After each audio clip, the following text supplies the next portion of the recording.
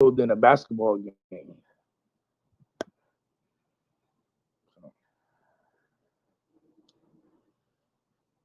So what's going on with Rashada, bro? And I get into some stuff in a second, man. You say who? Let me get a few people here. The quarterback, Shada.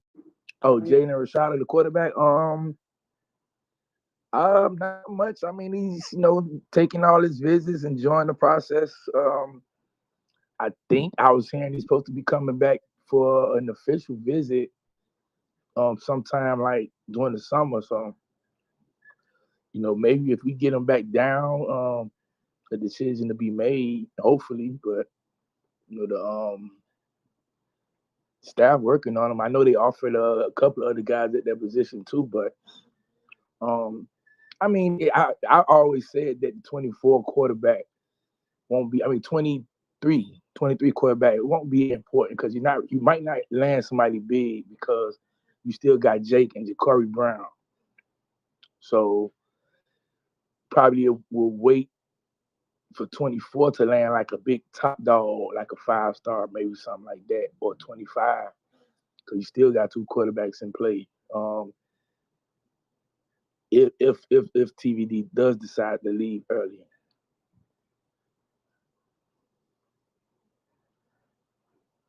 Right. I mean, I can't wait to see Ja'Cory take that bound.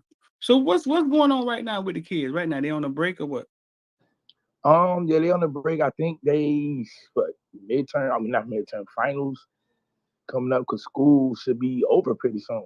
I'm thinking it should be over because I know some of the recruits or the freshmen who coming in next year start, if I'm not mistaken, next week around May 14th or 15th, something like that, or they get on campus around that time. So yeah, school should be over. Some kids on break. I mean, they went back home before summer workouts and stuff started. So I just pray nobody get in any trouble. You say pray nobody get in any trouble? Yeah, man. You know how that goes, man. When them kids go on breaks and stuff.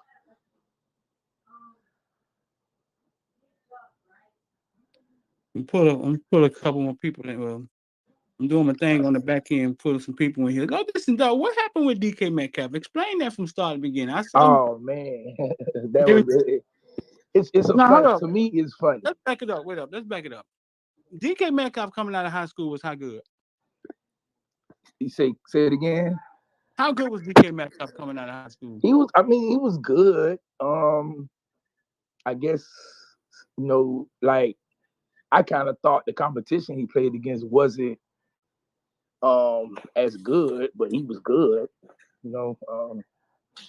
It's a funny story because Kane always, we always say we want the best, we want to keep our kids home and stuff like that, and then when it happens, now this story comes out, and then why we didn't take him? It's like y'all gotta make up your mind. Which one of y'all wrong? Where was he from?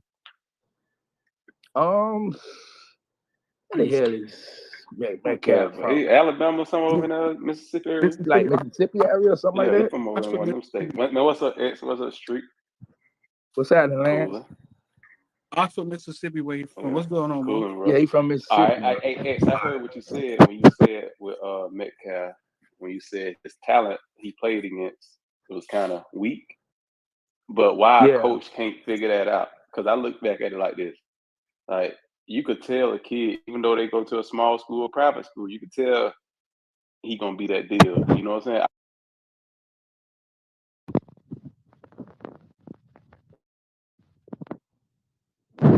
Played it. My bad. I messed around and pressed the button. But you probably remember the name. Played at Florida State. When a couple years before I came out, Ernie Sims. You see what I'm saying? So sometimes I didn't want to say Sean Taylor, but that was just a different talent because he played at Gulliver. But sometimes a coach got to understand and see that talent, even if he playing a lower level competition. That's true. I had a problem with that. Like, I never had a problem with.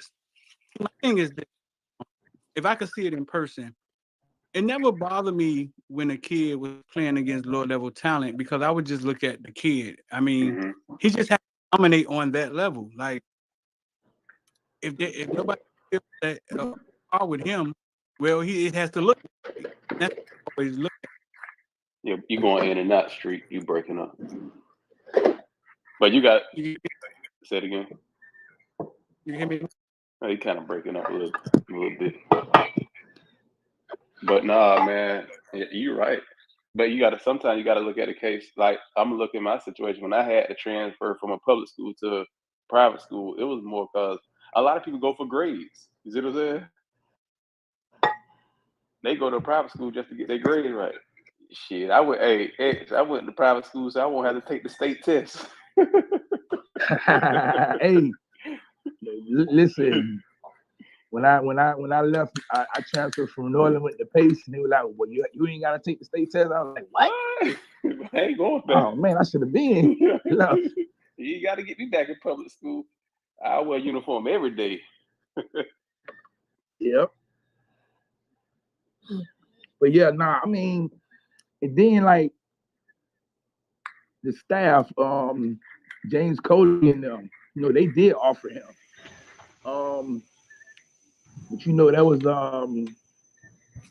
basically the year Al Golden got fired during the season. You know what I'm saying? So once my Rick got here, they basically reevaluated all the offers that was going out, and they felt comfortable with the receivers that they knew was coming in, which was Ahmad Richards, Sam Bruce, Deontay Mullins, and what's the guy name? He came from JUCO. Harold, was it Harris or something? Harold, something like that.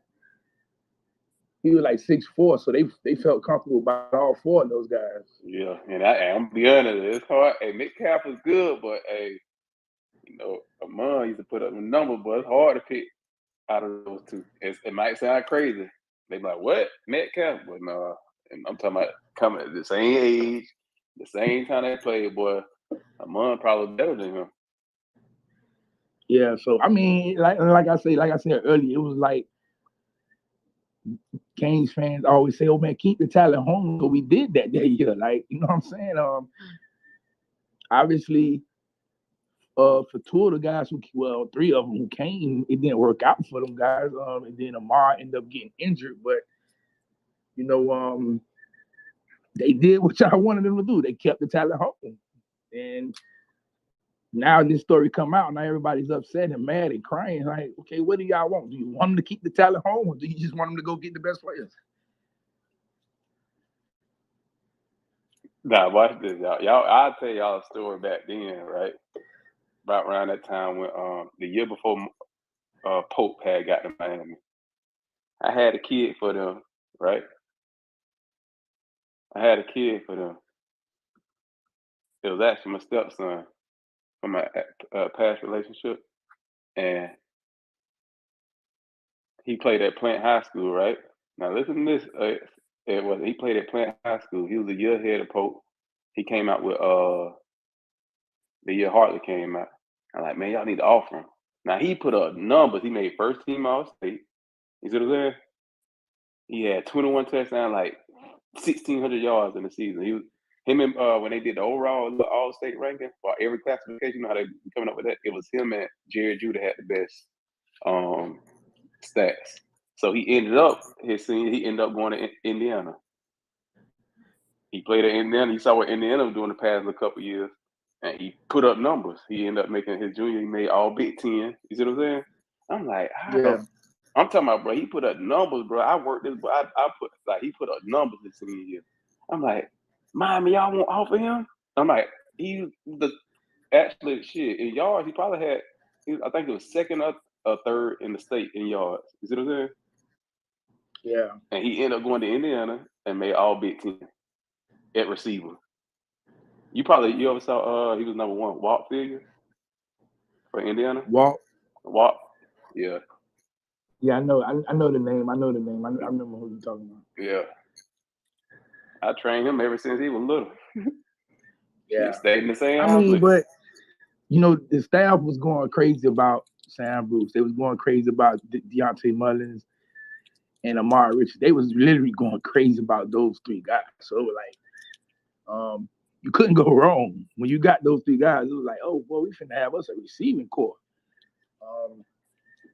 And then you got the receiving out the portal. I mean, not the portal, out the JUCO Harold. He was like 6'4", I think, something like that.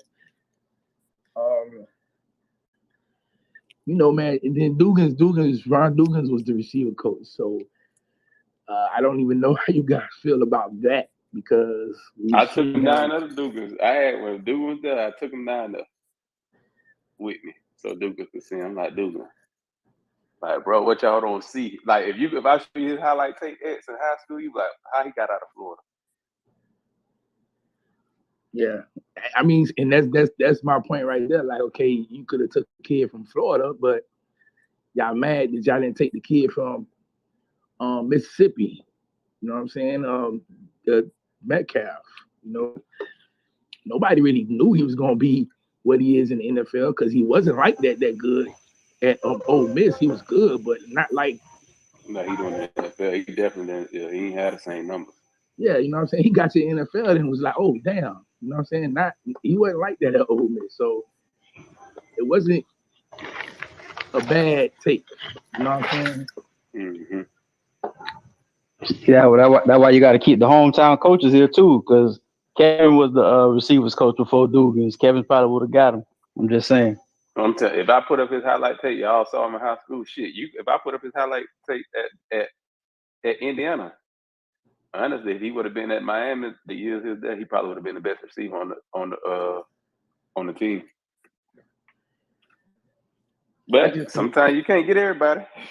Yeah, you can't get everybody. I just think, you know, man, over the past years, man, we had some bad evaluation talent-wise. I think they didn't do their homework on a lot of those kids. They just let like recruiting services do them for them. So I'm surprised nobody ain't come with an all-athlete recruiting service. None but athletes really breaking down these kids, ex-athletes. I mean, that would be the perfect scenario, but you know, man, you know who runs it, man. Some of them people ain't never played sports a day in their life, but they got all the resources to make the calls on what an athlete is supposed to be. I sound better now? Yeah, I can hear you. Am I clear, Lance? You hear me now? Yeah, no, you good. We can hear you. Boy. Hey, home, you ain't clear, I got AirPods. I got AirPod Pros over here. I'm not clear, Kyle. It was a little staticky, but you straight now. It sounds a little better. Yeah, get some better. Hey, Street, go ahead and get you some better headphones for that Street. I ain't got no headphones. That idea that you just came up with, Lance, with our athletes recruiting the kids, rating the kids, right? Mm-hmm. 2 months ago, a guy reached out to me, said they had been looking at Footballville for a while. They wanted to be a part of their business, their platform, Mm-hmm. and that's what it was. That's crazy. It was a platform that was created. It had all pro athletes. I think the guy from the Baltimore Ravens. What's the guy name who do all of recruiting for the Baltimore Ravens? Done a real good job. What's his name, man? He kind of set that format, man, and they were going to have pro players rate the kids. He in Baltimore now, or you talking about used to be in Baltimore? Yeah, Baltimore, I think. I was going to say Ozzy. I thought you were talking about Ozzy. Right, Ozzy. Oh, it was Ozzy. Yeah, it was Ozzy. Oh, okay. Oh, yeah. Yeah, see, and that's what the platform was. I don't know what happened to the dude. Dude just disappeared out of nowhere, man. But yeah, they wanted us to be a part of it. They were going to be nationwide. It was black owned, and that was the concept. That's funny you say that. Mm-hmm. That's a great one because you getting people who really know athletes and could really sit at the table and, all right, this kid right here, he good. Because you could kind of tell, man. But you got to look when some of these boys out here ranking these boys, they buddy. They might be cool with the coach.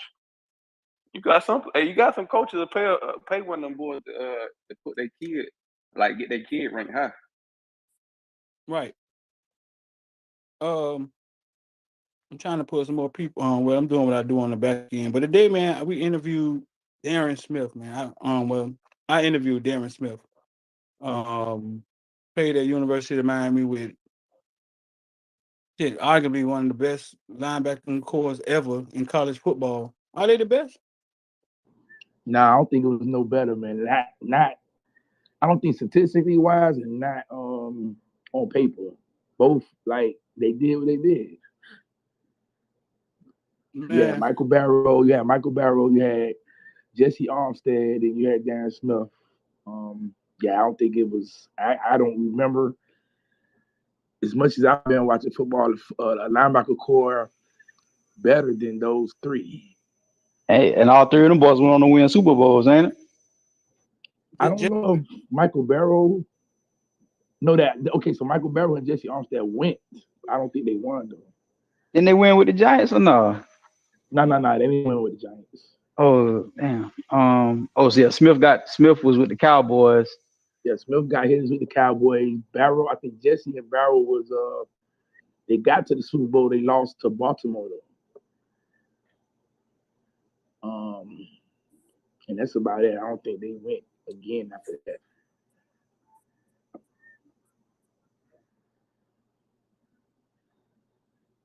Who we got? We got Mama Kelly in there. If you could bring her in, I don't know, man. I think my Twitter tripping. You want to add Mama Kelly? Meddy, bring Meddy in too. I don't see Meddy. I was looking for him. He right there. I done invited him twice.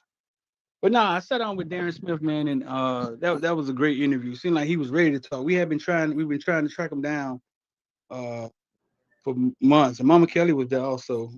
We got some stuff we're doing with Mama Kelly. But we were trying to track him down for months now. We just kept missing each other. And he finally came this morning, man. And when he started telling them stories, man, about Randy Shannon and Barrow hitting Vandover. That was Barrow hit Vandover, right? Barrow. That was Barrow. Yeah, about Barrow hitting Vandover and seeing blood coming out of Vandover's nose and how it got him hyped. I realized I was like, man, this dude, like he's like undetected. He coached at Chaminade. Like you don't recognize him when you see him, but he's done a lot, man. 2 national championships, 2 Super Bowls, and he's one of the most humble dudes I've ever met in my life. Yeah, humble, dog. Like, where did that interview come out? It's almost as if every step of his life he felt he wasn't supposed to be there. But a great interview, man. That's gonna come out. That should be coming out soon. Well, we're gonna put that one together. That should be coming out soon. But that was a good interview with Darrin Smith, man. Man, you in here now? Yeah. I added him. Okay. Yeah, man, I ain't got no adding power tonight. I don't know what's going on. So, Ed, you trying to say you're saying that? Listen, we went for the home kids, and DK Metcalf just was the odd man out. Yeah, the odd man out. They wanted the home. I mean, the fans wanted the hometown kids, and the coaches wanted them too. So it was just, hey, man, let me keep my good graces with the home. You know what I'm saying? The homegrown kids instead of getting a kid from out of state who you can't really tell. You know what I'm saying? But at least the fans gonna be happy with the hometown kids. So. Hey, but you know what you got to attach to that too. It ain't always just we missed this guy. We also had a strong lack of development, so we can't necessarily say the guys that we got in ain't the guys that we should have. You know what I mean? They probably should have been here, but we was lacking development for a long time, bro. True, definitely, and especially at that receiver position. No, that's true. That's true. I think Al Golden did a decent job. I came in a little late. Did we ever figure out who it was that actually was supposed to be recruiting DK Metcalf? Yeah, no. It was Coley and Kevin Beard. Coley, Kevin Beard, and Baez. How do you pronounce it? Baez. Baez. That's tough. Very tough. Yeah.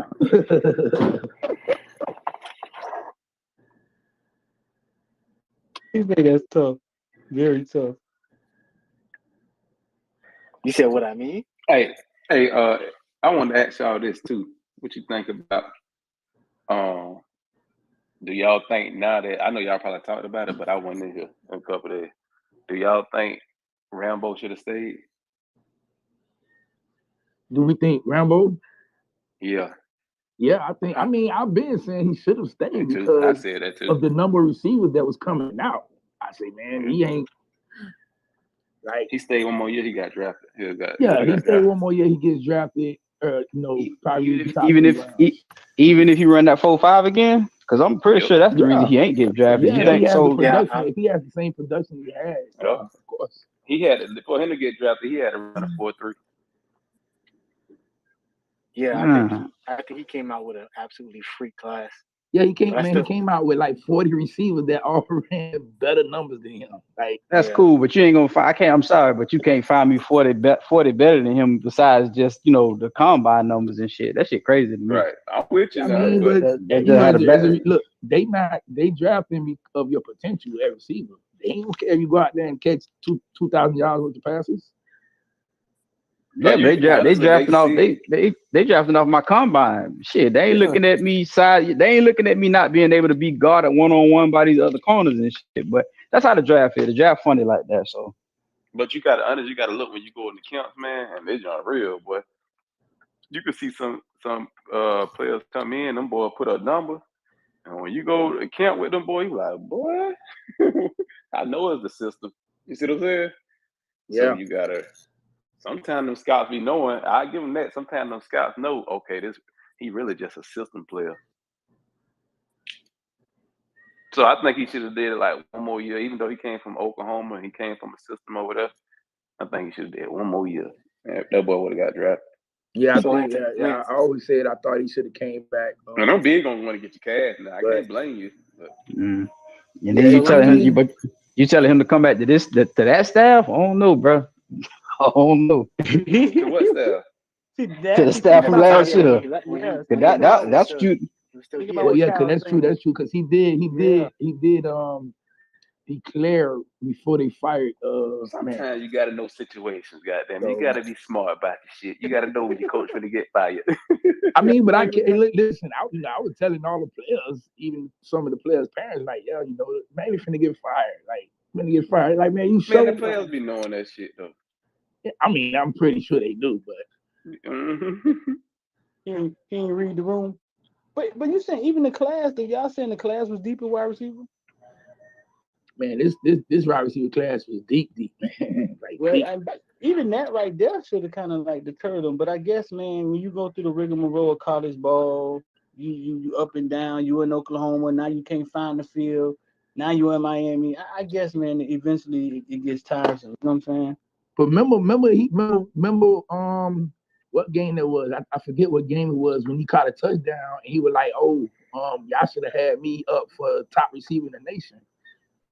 And from that moment, I was like, yeah, he finna leave. He gonna leave because he think he's one of the best receivers in the nation.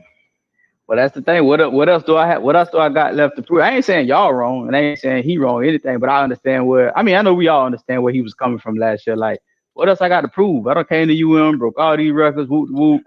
Shit, the money looking good, man. You feeling that momentum. You feeling yourself a little bit. So, That's true, man. But you still should consult. You still got to consult somebody about leaving early, because not to say anything that's against him or is wrong with him, but he's not. If you look at him, he don't pass the eye test. Like, he's just so physically gifted that you want him. Like, you saying, he's just another receiver. I see like 100 of them guys right now. At the same time, it was a lot of reports coming out from like the what game he went to, the All-American Bowl and stuff, that he was cooking people. We were seeing highlights. He was doing things on tape that had in front of NFL scouts that had them like, yo, this dude kind of. So that's why everybody was kind of of the consensus that like he ain't gonna be top 3 rounds, but he at least gonna get a look. Like somebody gonna pick him up. Yeah, So I thought 5th at least, bro.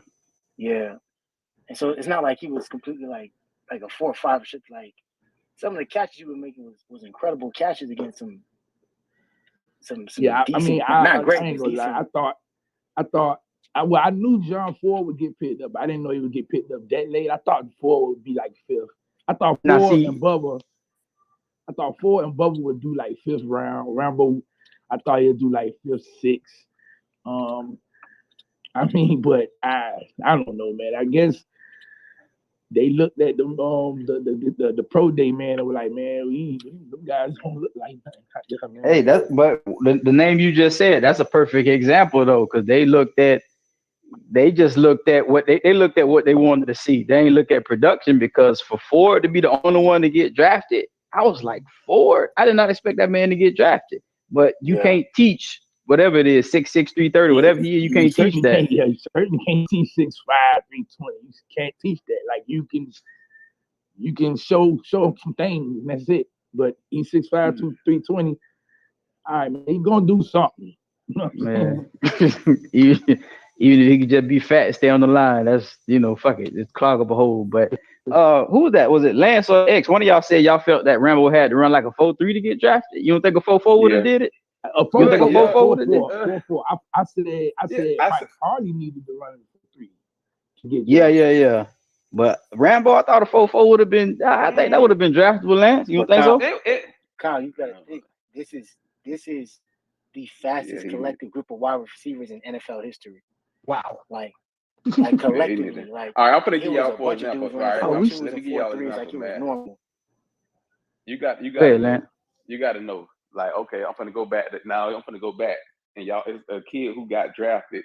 I've been watching him play since he was in on JV at Plant High School, and he played with my stepson. My stepson was the best one on the team. Now the receiver on the other side of him, I used to always watch. I'm like, boy, hey, I'm gonna tell you his name. I'm like, man, he could play. He's straight. These schools overlooking him. You know what I'm saying? We used to watch film. We used to be breaking down film. I used to tell my stepson, like, man, listen, school's overlooking. He's like, nah, man, he be tripping sometime, man. He be tripping. I say, man, listen now. I'm telling you what I see. I say, watch, school's gonna slip on him. School slipped on the man. He didn't get drafted. I'm talking about he had no D1 schools, really, you might well say. And the kid ended up being the second pick in the second round this year. Christian Watson, who played at North Dakota State. And I'm like, okay, yeah. Listen now. He played for the same team that Plant team played when they played St. Thomas. They got blew out in the state championship. When Plant played St. Thomas, he was the other receiver. He was number 5, bro. And I just saw the talent, but I'm like, somebody got to work with him. Look, this boy, the second pick in the second round this past year, went to the Green Bay Packers. So a lot of people, you got to know how to spot talent, man. I saw 6'3". He could run. I said he just needs somebody to really work with him. Man, that boy went to North. He had Trey Lance as the quarterback.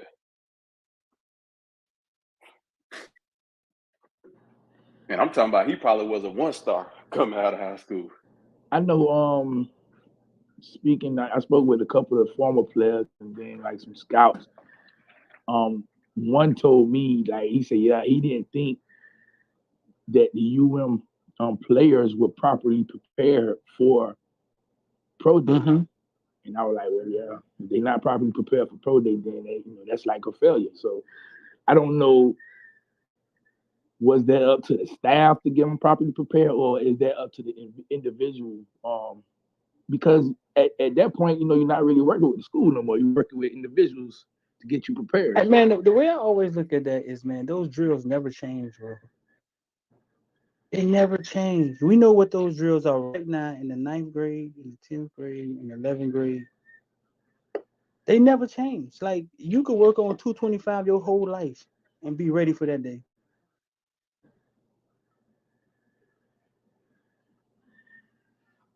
So you saying it shouldn't matter if they wasn't properly prepared? It's almost like knowing what the test gonna be, right? Your whole life. You know what the test is going to be. So when do you start preparing for it? Lance, where you at? Am I looking at this wrong? You know what the test is going to be. You're going to have to run the 40. You're going to have to do 225. Yeah, no, you ain't wrong. That's why I said I think. Do you think a lot of these kids training early for it now? Because I know when I grew up, I ain't trained for that at all. I know it's like everybody want to go to the league, but nobody ain't thinking about training for that test to go to the league. It's the weirdest thing. Nah, that's what happened to my cousin of mine because he left his junior year, and I was like, bro, why you didn't just stay your senior year? Because it was like, they was projecting like the next year's like first round corners and stuff, and they had his name in there. So I was like, well, why you sure you want to leave? You don't want to stay, bro? Look what they got you for. He said, bro, I already know if I can go to the combine and kill the drills, I'm good. Like in his mind, he already knew I'm practicing for the drills. He wasn't studying nothing else. Now be damn, he did. Went to the combine, ran the 4.3, third round pick. So you're right, Streeter. You gotta you know what the test is. Go ahead and study for the test. Fuck everything else.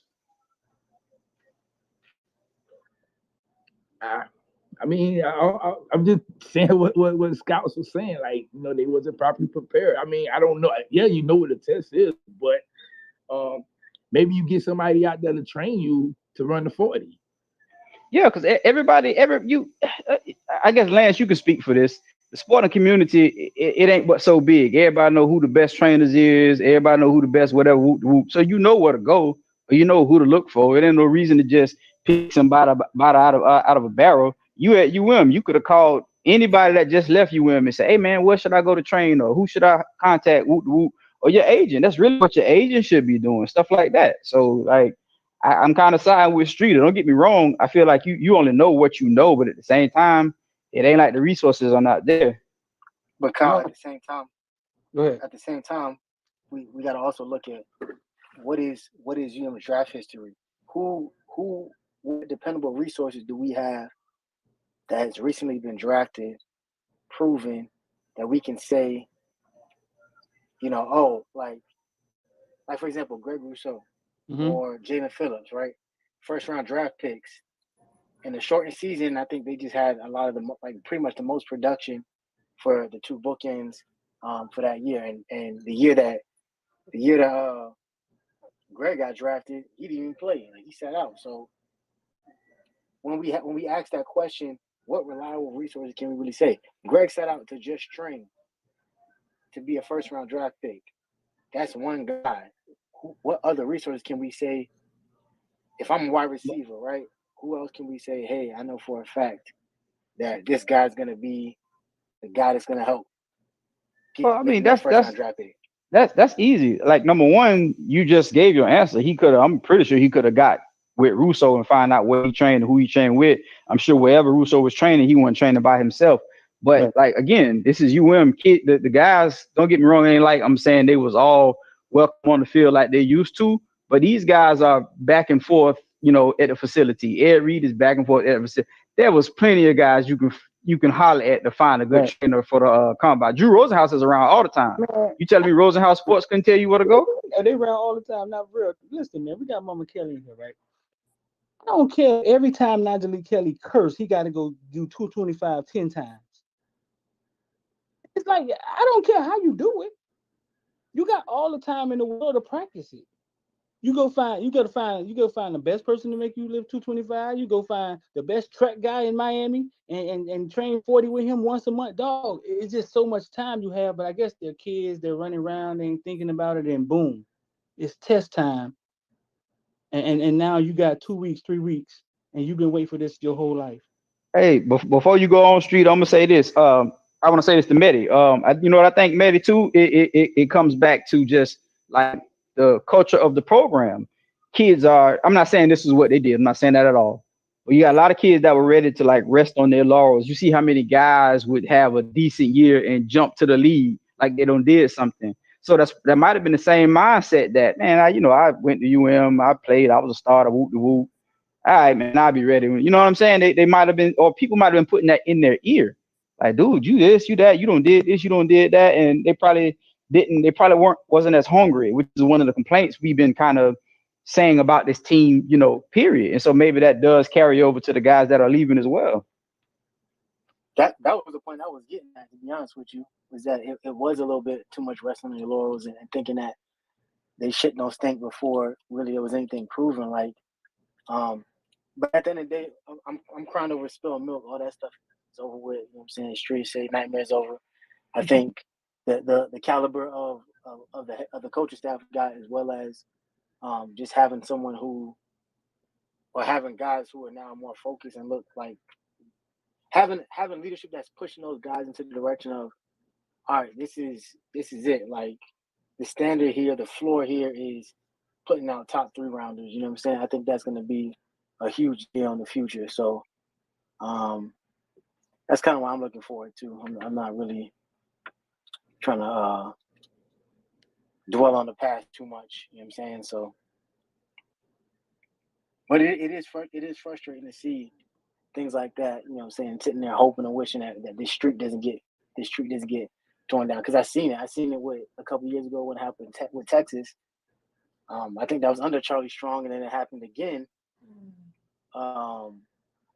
with Texas under Steve Sarkisian this year. So it speaks volumes about your program and the status of your program if those things are happening. And so I just want to make sure that we doing our due diligence as far as getting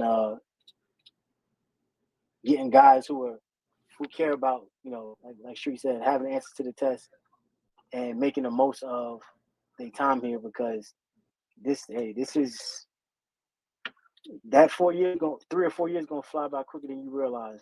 It flies by. Yep.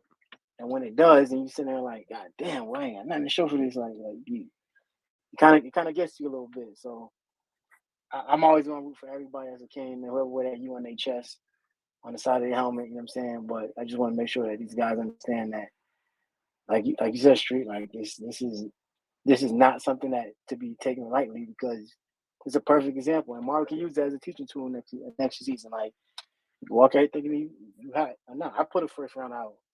Everybody else can't say that. You know what I'm saying? So do with that what you will. But that's all I had. Good insight, Kyle. Nah, man. It just that's how I always looked at that. I understand how the kids are. Kids be thinking about today. You know what I'm saying? I totally understand that. They really don't be thinking about the future all the time. But that was how I always looked at that. 2 things, man. We got Najee Kelly. Pinned at the top is his website. Y'all go support Najee Kelly website. He got cards and T-shirts on there. If Mama Kelly in here, man, she could tell us what else is on there. That's pinned at the top. 9k9k.com. And also we got up there NFTs, man. We gave away $1,000 this week to a winner. The first round of NFTs we put out. If you brought more than 3, we put you in the hat and raffled it off live. And that video, I'm gonna pin that video at the top because I know people thought we was capping. And we gave away $1,000 to somebody who brought more than, I think they brought 4 NFTs out of our first batch that we put out, and we just put out another NFL batch. $1,000 to and it was Ross won it, and we was live I think yesterday, and we did it live. The whole giving back thing with the NFT thing, we're just trying to get people riled up, get people excited about the future NFTs and investing and those things, because before you know it, big business is going to be in there, and they're going to take over the space, and then it's going to, you know what I'm saying, it's going to be like everything else. So that's why my profile picture is like I don't know. I was absent that day. I don't know what shape that is, but because if you click it, it takes you to our NFTs. It's not a circle like everybody else. Twitter added that. If you click it, I hope Elon Musk don't take that back. Yeah, if you click it, it take you to the NFTs. X. Yeah, I'm here. What they about to do with the numbers? They about to add more numbers. You see the NCAA don't woke up now. Now NCAA don't woke up talking about they got the feds out here looking for. Hey, but remember, I was telling y'all that things are the numbers are going to be kind of crazy until 2024, which is what the NCAA basically said today. Adding from 25 to going from 25 to 32, basically saying you still have kids who's still in school from that COVID year that stayed in that didn't count. So now you could have a 32 scholarship limit when you recruit kids, which helps UM because we never go over that 25 limit. So that should help UM, Mario, especially. We could probably get a few more players from out the transfer portal that could use to help the team. Where the NCAA been at, man? They just popped up like they was on vacation or something. Yeah. Well, it's a lot of noise going on, and UM is definitely in the forefront of it, especially with this NIL stuff. They're trying to keep control of college football, which pretty much the NCAA going to be dead in a couple of years, man. Once the major schools realize that they don't need the NCAA, we're going to have something new coming on soon. That's why they're trying to keep quiet. It's like when your mama come home and y'all ain't cleaned up and she whooping one kid, you try to hope she don't notice that you in the corner. They trying to be quiet when all this NIL and all this stuff going on. They don't want to get involved in none of this shit. So listen, Addison jumps into the portal. Go ahead. You got something to say? Well, I was going to say now they're trying to, I guess, a bunch of people complaining about the NIL, the way some booster donors are going about the business of it. And again, UM is in the front of it. Like they trying to use UM as an example, the same way they did in the early 90s when they made the video about UM, basically showing every school not to be UM. We don't want y'all to be this. Ruiz out here dick swinging and they mad. That's what it is. That's what I'm saying. So again, UM is back in the front. But the crazy thing is they don't understand what Ruiz is doing. Ruiz is going about it the legal way. You know what I'm saying? He's using his business. He's not using himself or the money he's donating to University of Miami to get kids. He's using his business, and they're using their name and like images for his business. Once they understand that, they will understand that that's what the NIL was made for. Yeah, but last night, 1 o'clock last night, he was on there. Street, your shit breaking up again. Okay, let me do something else. Hey, but X, I'm glad you said that because look, I think Ruiz is the only person out here. When I hear somebody get an NIL deal, I say Life Wallet because he attached a Life Wallet to everything else. I don't hear nobody else doing that, and that's really the purpose of it. You're supposed to be helping yourself as well when you're doing your NILs and shit. But he the only one I know I'm getting it. Life Wallet. I don't really know. Maybe I don't pay much attention, but I haven't heard anybody else across the country that I can just attach a NIL to an actual brand or business. Yeah, I think besides I know USC, they got I forget the dude name, but he has a business and it's doing something out there out West Coast. But yeah, mostly everybody else, they're getting caught up with the school because they're saying, like they're giving NIL deals, but it still has some dealing with the school, opposed to, Life Wallet don't have anything to do with University of Miami. So, I mean, it is what it is, man. I would think they will understand that Ruiz is a lawyer, so it's not like he's going to try to cheat. Like, he's a lawyer, so he knows, let me go about it the right way. Probably find the loopholes to go about it. But that's what I appreciate about him. You can't you know what I'm saying? Ain't nothing he can really, I ain't gonna say he can't get in trouble for it, but he knows all the ins and outs. We got a team of lawyers here. So, that's one advantage we got on everybody too. Yeah, I just was laughing all day yesterday. I was laughing because, other fans and rivals felt like, oh yeah, the NCAA, they gonna put a stop to who? They're not saying it's illegal to give out NIL deals. Hey, Ruiz be like, go ahead. I'll send so much paperwork to you. He's like, go ahead, try it. Yeah. That's one thing I've learned in life is, man, you don't want to get into it with a lawyer who knows his paperwork, man. They give you a headache every day. So what's your opinion about the NIL overall? Like just how, right now it's the wild, wild west, and I really don't understand or see how can you put a cap on this? You open this Pandora box. I don't know how you're gonna close the shit.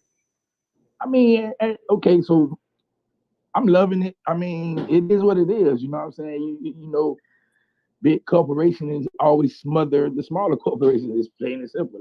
That's how life is. So, other schools who don't have people in place for NIL deals, that's just on them. You know what I'm saying? They made it legal for you to provide for college students. You know what I'm saying? So UM was probably one of the first ones to start the NIL stuff last year with Derek King. And they made it where they still, you know what I'm saying, got other people who's able to provide outside of outside of dealing with University of Miami. So I'm loving it, man. I'm just like, hey, just keep it going. Yeah, I'm with it. I just know that it ain't gonna be a sustainable model when you start seeing like whatever they say Nico is supposed to get, and they talk about Addison getting $3 million. I ain't against nobody making money and make all the money you can. It's just that, man, that's just, I don't know, man, because you got some people that can't control themselves. Like Florida State stupid ass trying to get all this money to get MIMS and shit. You trying to find money that you don't have for what? A tackle? What the hell is that gonna do for you? I mean, like, I don't know, bro. See, now that's where it comes into play where the NIL rules will happen. They having donors and boosters basically raising money for players. Now that's the problem. They saying that's not what NIL was made for. You know what I'm saying? NIL was made for if you have a legitimate business, you can offer a kid a deal. Right. So basically, to market your business. Basically, a sponsorship. Yeah, marketing your business. Basically, that's what it is.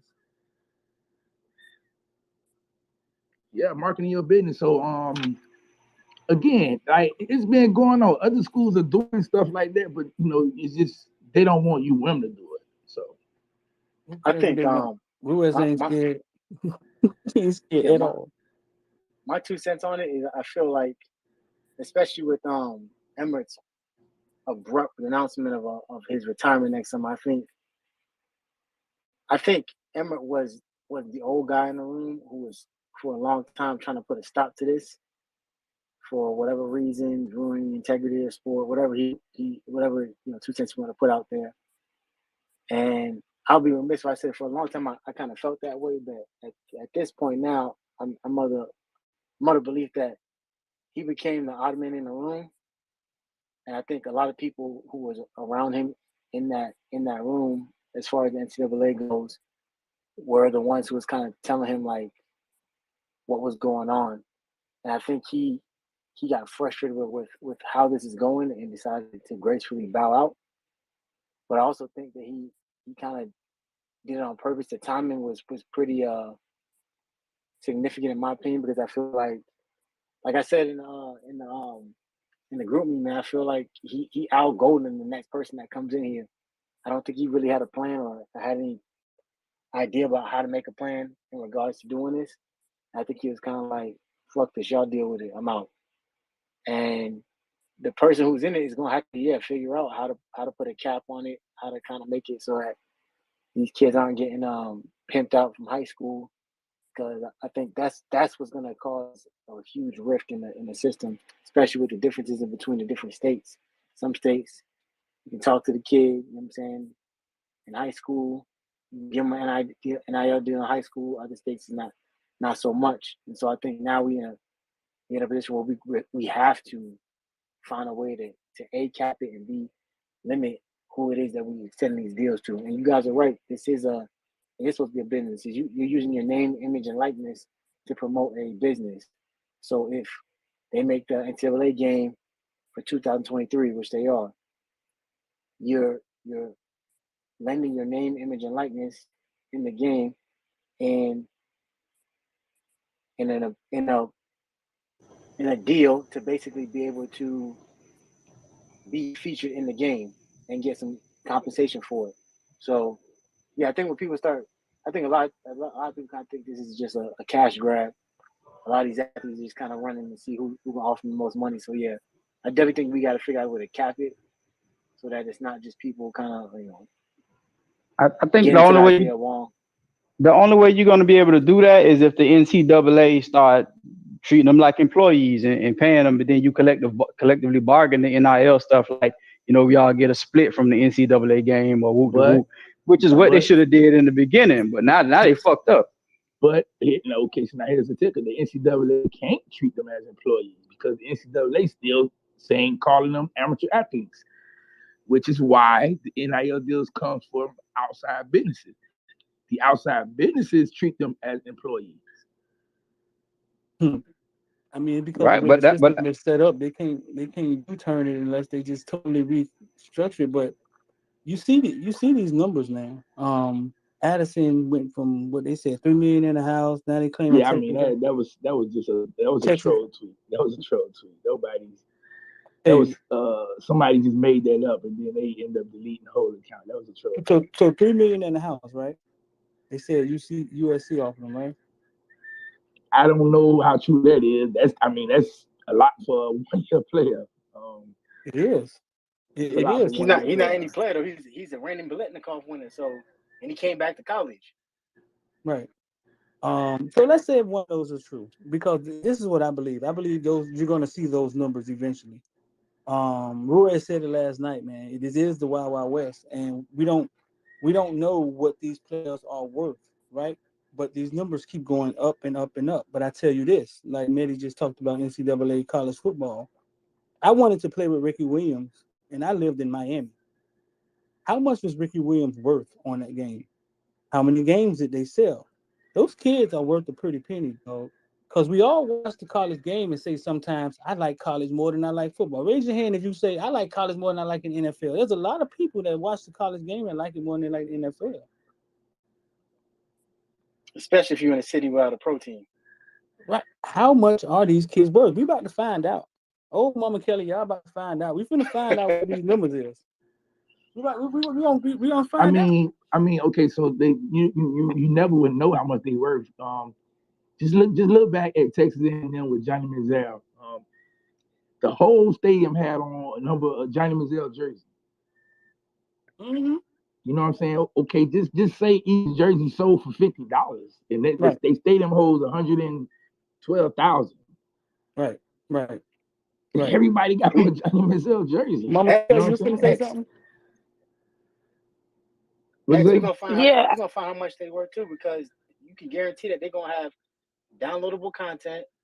Calling back to all those players, Reggie Bush, Ricky, them dudes gonna get NIL deals too. Like they absolutely gonna try to cash out on what they missed out when the game first was out. Guarantee it. It's gonna be like, hey, you pay $20, you can get DLC with Ricky Williams, Reggie Bush. Guarantee it. What they'll do, it'll be like a compensation with the game. Like each former player of NCAA, if you played in college football, you would get like some form of payment. And I think I don't see them going backwards. If they put out a game, like somebody said in 24, they're just gonna go from what's on the game. So like some games like in Madden, they'll have an all Madden team, and it'll be old players on there. I think if it's something like that on there, they'll compensate those that's on like an all pro team that's on NCAA. I don't see them going backwards, because then now you got to pay out too much money. Well, that's what he was saying. That's why he was saying like Reggie Bush, them, like all the high profile guys. That's what they're gonna have to do that, because the downloadable content for them is gonna be more money for them as well. So you're not gonna necessarily mind paying the players, because it's gonna add to what you're selling the game for. They're gonna sell a dumbass kid the game for $50 and then make him download some more shit for another $50. So they don't really care. Yeah, where they're gonna make their money. They're gonna go probably with the layout of like Fortnite, where you got to pay for the skin. So every additional uniform you get, or helmet, or be able to get these socks and these wristbands and stuff like that, you probably gonna have to pay more for that stuff in order to be able to keep up with the revenue to pay all of these players that you're gonna have to pay. My fault, Mama Kev, I wasn't clear. That's what I meant by DLC. Like they're gonna microtransactions basically, like you said, like with Fortnite, they're gonna make you pay for the different, like I said, the throwback players, and they're gonna have boosted ratings, and people gonna be using them online, stuff like that. That's what I meant. I didn't mean like an entire separate game where they take the whole roster. Just they're gonna have the game how it is now. Because you gotta think the last time we released the NCAA, I think it was one with Shoelace on it, Robinson. That wasn't a thing. DLC wasn't a big deal yet, and basically pay to win or whatever the case was back then.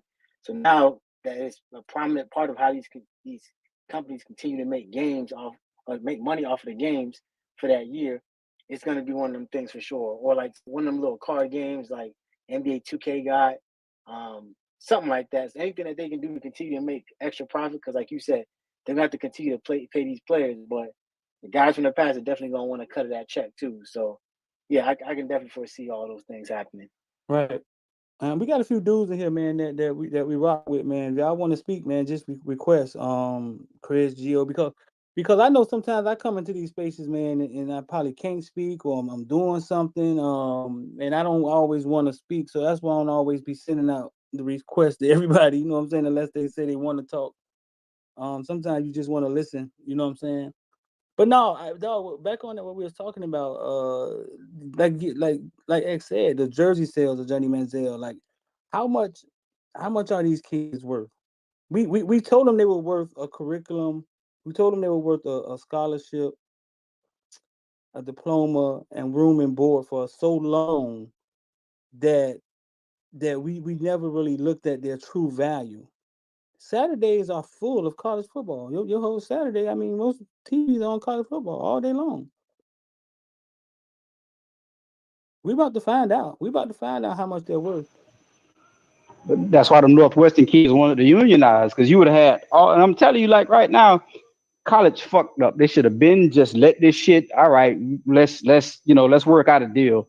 Because what you could have did is the same way the NFL or the music industry does. You get certain points for certain things or whatever. So we split in 40-60 the jersey sales. We split in 50-50 the TV money. You would have did all that, and you wouldn't have what you got now. So now everybody want to cry and complain because everybody don't have a Ruiz. Everybody don't have whatever the hell USC got or whatever. They screwed up big time, but they can find out how much these kids are worth. Like you said, we're gonna find out because everybody else got this model. Yeah, they know. Everybody got these models. They know how to do this shit. They know, but they didn't want to. I don't think they wanted to go to war with Northwestern and give them that piece of the pie. What they did was say no. And I don't know too many things that's set up like this. We're gonna employ you, give you a scholarship, but you got to go find your own money. Because they didn't want to, and I keep reiterating that college football isn't paying these kids. Like these kids going out here to find sponsors like golf or something. Yeah, I think the NCAA was like, yeah, like the street say, they say, hey, all right, we not gonna pay you, but we not gonna stop y'all from going out there to get paid. So if you could go out and find somebody who's willing to pay you, go do it. Yeah. What they didn't know was how it was gonna be Wild West. Like, we can hit the portal and we could actually ask for money. Right. They didn't know it was gonna be like. That's why you have smarter people sit on these boards, because anybody would have saw this coming. I think Streeter talked about this shit for a long time, bro. You both of y'all. Mm-hmm. Yeah. So you have people. If but they college just ain't know. They just ain't know like the volume of how fast it would be. Like it happened real fast. You know what I'm saying? Like okay, soon as the season was over, once people start announcing NIL deals, not dudes in Portal getting. Damn, I can offer. You know what I'm saying? You seen Caleb Williams instantly jumped out, and it was like, okay, well, he's looking for this much. Oh, damn. Okay, let's see how much he get. Now the best receiver who just won an award last year into the portal. Yeah, let me see how much I can get now. You know what I'm saying? So it's going to be a continuing thing, and they can't stop it because it's here. And it's gonna happen to us too. It's gonna happen to us too. Though. It is. But hey, look, that's what X was saying. Like that's why you don't have all these. And I'm not trying to be ageist here, but you don't have all these older people, these old mindsets sitting on these boards because somebody younger would have saw this coming because they understand you're dealing with a different breed of kid and athlete. Now these kids are smarter. Like you saw, matter of fact, because she in here, Mama Kelly, what she did when Najee signed his letter of intent. Oh yeah, she went to talk about the website and all that shit. Man, these kids are it's a different mindset. It's a different level of kid. And it's like when I asked Damian Barry in the space the other day, and I was talking about basically between sticking around or going to find some opportunity because you can go and get money. It's different now. All that team first shit, that shit don't stick and fly. No, it don't stick no more, and it shouldn't stick anymore. Right. So everybody, well, I'm gonna change subjects real fast. So we was talking about DK Metcalf, right? X. So somebody just DM'd me and said, listen, I don't know if they're right or wrong, but I pinned it at the top. So everybody take a look at the top. They said we should have took DK Metcalf because the same year we took a JUCO wide receiver, Darrin Harris. Darrin Harris, yeah. That was the fourth receiver that we took that year in that class. Right. I mean, but he was putting up numbers in JUCO. You know what I'm saying? And I think he's from the state of Florida, if I'm not mistaken. Yeah, he was playing that JUCO that beat that Mississippi team on Last Chance U. Right. He was on documentary showing out after the game. But what's the fear? Why would a coach tell him, man, you've been committed to Ole Miss, you just playing with us? What's the fear? He gonna use up our money? He gonna come take, like, what's the fear? We waste our time? I guess, and then they probably felt like, well, he's from Mississippi, so maybe he's not gonna come. Even if he does commit, he'll probably flip on signing day or something like that. So is that what we doing? That's how you recruit? I mean, Streeter, that's how you go to the club looking for girls. Streeter, we've been told how scary the previous staff was. Like, we've been told how scary the previous, not the last staff, but the ones before that. Like, that's how you walk in Tootsie's X? Huh? Oh, hell no. Nah, man, she ain't gonna come over here, man. She ain't gonna. Nah, I just wanted to change the subject on that, man. So I pinned that at the top. Somebody DM me that. Gio, we got you in here. Hey, fellas, how you guys doing, man? Mike's still connecting. Can you guys hear me? Gio, you up? We got you. Yeah, so a little background on Darrin Harris. He actually played his high school ball in Mississippi, but yeah, he came out of JUCO actually when Miami got him. He ended up transferring out of Miami. Yeah, he left. He came 1 year and left the next year. Right. So back to this Addison thing. Addison has 1 year, right? Yeah, he has 1 year. Well, he got 2 years left. He was a true sophomore. Yeah. Addison has 2 years left, but it's very unlikely he plays another 2. Yeah. Right. So one by one, starting with Manny. Would you give a kid that one and done? You give him $3 million, $5 million? Well, it depends on the type of production they bring and the type of what's the word I'm looking for? The visibility for your brand. Obviously, with Life Wallet, it's a legitimate company, and what they are doing is honestly is working well for them. They're getting all this exposure. That's exactly what they want for their business. So yeah. So Ruiz, he said the Kansas State got him 5 million hits in 1 day. That's what he said. Yeah. I mean, it's the perfect business model if you want to get involved with NIL. If you're a company or anything, you get involved with the right school. Yeah, your business is going to get a lot of traffic just between your website, people looking you up on Google, social media, anything. So back to that question though of Jordan Addison and that money. I have heard that is not exactly the price, that it's kind of being shot up more than what it really is. It's kind of NIL agents shooting up the price to basically up the bag in the NIL game. It's leverage. Right, but that's how the game is played. Yeah, that's how it's played. I give my 2 cents straight. I feel like he has a platform to to do that because as of right now, he can say unequivocally he's the best receiver in college football. Mm-hmm.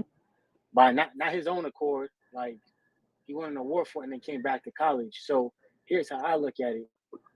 When you see those reports coming out about the fake reports with the reporter saying this and that, when you hear the reports about, oh yeah, he's working out with the damn quarterback from Bryce Young from Alabama, all that like I just said is leverage. It's all leverage because now as a corporation, whatever, the big cities got to make a play now. So the USC's and the Miami's, we got to make a play because the NIL deals, we already know, like, he can make NIL deals, but what NIL deals as far as big businesses are there in butt-fuck Alabama? Like, let's be honest. We don't really have that. We really can't sit there and say without a doubt, like, that's going to be the best position for him. Now, from a position of winning, playing, getting exposure, going to the next level, for sure he can get that. But if we're talking about throwing out $3-4 million for a recruit, that can argue and say, yes, I am the best receiver in college football without any real exception to that whatsoever. And yeah, you do kind of have a place where you kind of want to look at what you got, look at what you have, and say like, hey, maybe that might be the right play. So I kind of want to interject on what you're saying as well. I think he's worth that type of money. Now, if schools believe that and want to dish out that type of money for an NIL deal, that's another question. It's just really all the schools that he's looking at, he could perform anywhere he goes. But at the same time, for anyone that's involved with NIL, whether it's a third party or just someone within a school or anything to that nature, he brings a lot of exposure to your brand and what you're trying to do. So the pitch that for anyone that would be interested is obviously he brings you a lot of exposure. And, being in a market like Miami, obviously we all know how big the Miami market is. It makes sense for him too. Obviously USC makes sense, Alabama, Ohio State, Georgia, even Texas now. A lot of people may not want to believe that, but Texas is going to be a major player in the NIL era. And just a little background as well. Not many people know this, but Louisville is going to be very involved in the NIL era. They're going to be a major power. Yeah, I see Louisville already benefiting on the basketball court with getting transfer players. So yeah, they definitely going to hit. But my 2 cents about the Addison, I definitely it's just hard to pay a guy who is a one and done because at some point is he going to go out there and give his all? You know what I'm saying? He already know he's the best receiver, so 9 times out of 10 he's going to probably be the first receiver drafted. So will he give his all for 12 games? Who knows? Maybe if the team is winning, then yeah, you can say it. But what happens if the team loses a few games? He's like, man, well, I'm gonna be shut it down.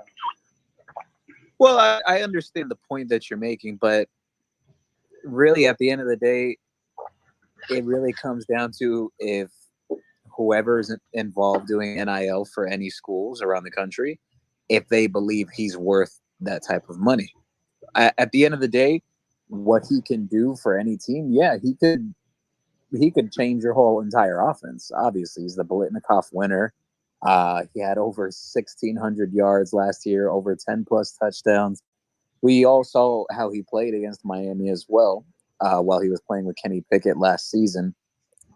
And Miami has the big need for wide receiver. They feel confident about 2 starters they have, but they're not confident on that other third spot. My 2 cents, I'm gonna say no.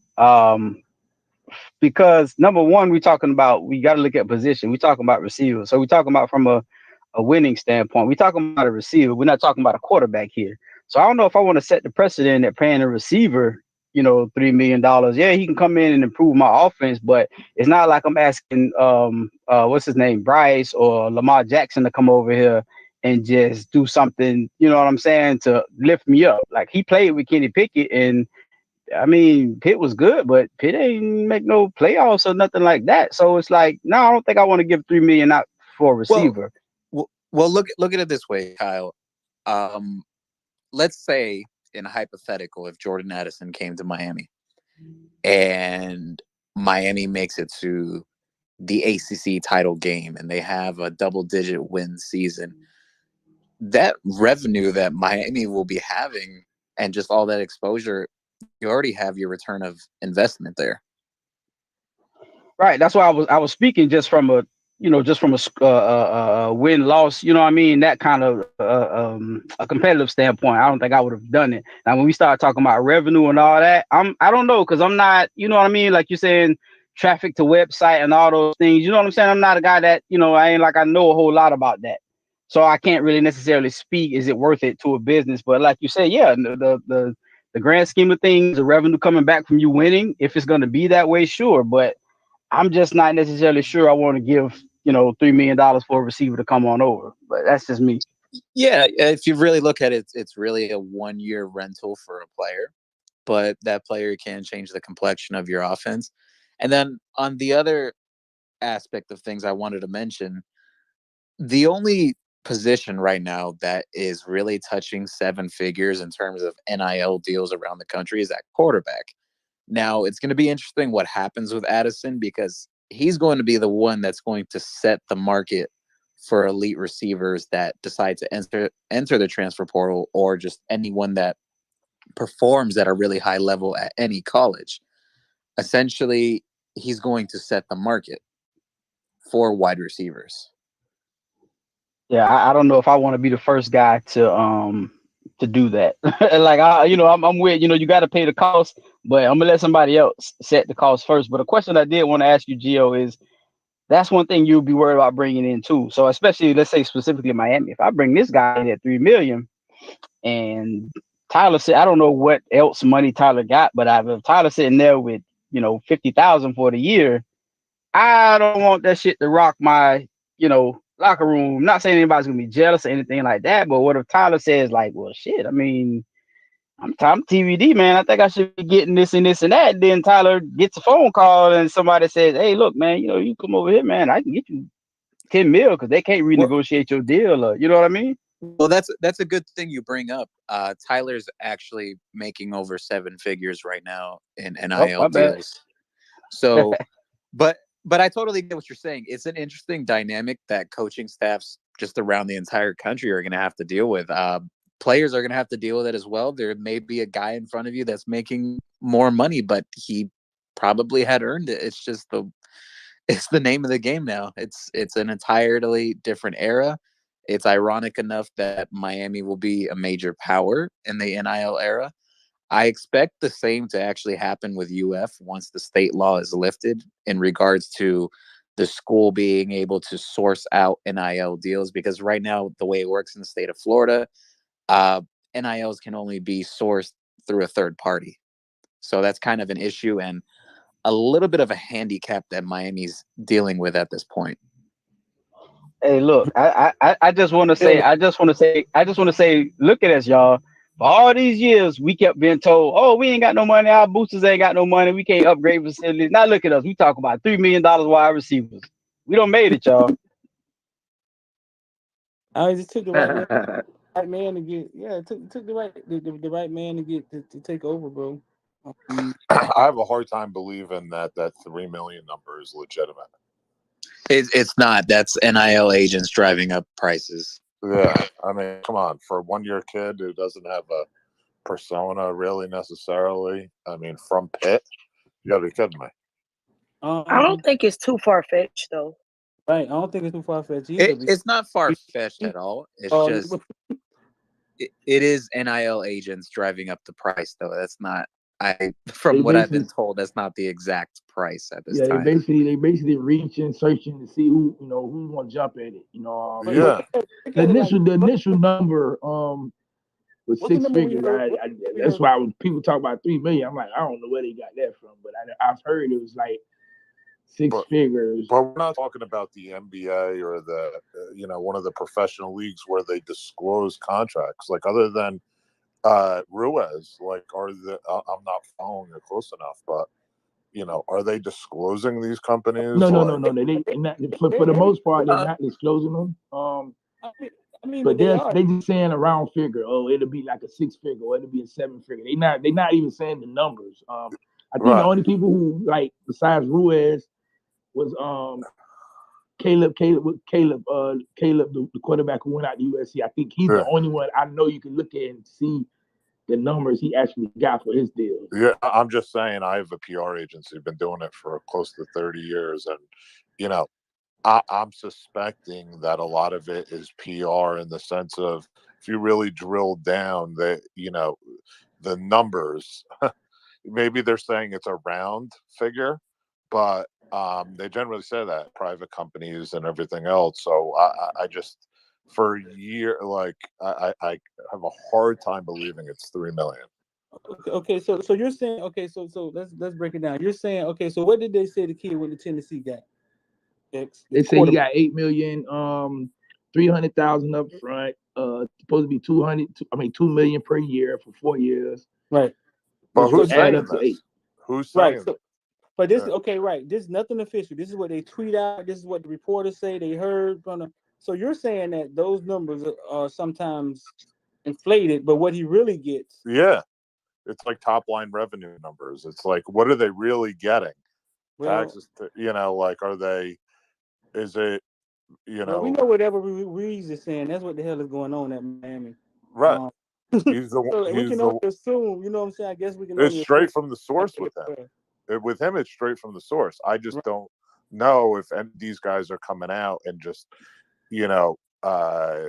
basically leaking it to media just to give them some juice, but without putting their name behind it. And if that's the case, I think they're inflated numbers. That is the case. What's going on, actually? Right. I'm gonna make this prediction. That's where we're headed. It's not going to go backwards. It's like fake numbers that are going out. The players will know when their agents and the lawyers really look at it. Those numbers aren't legit.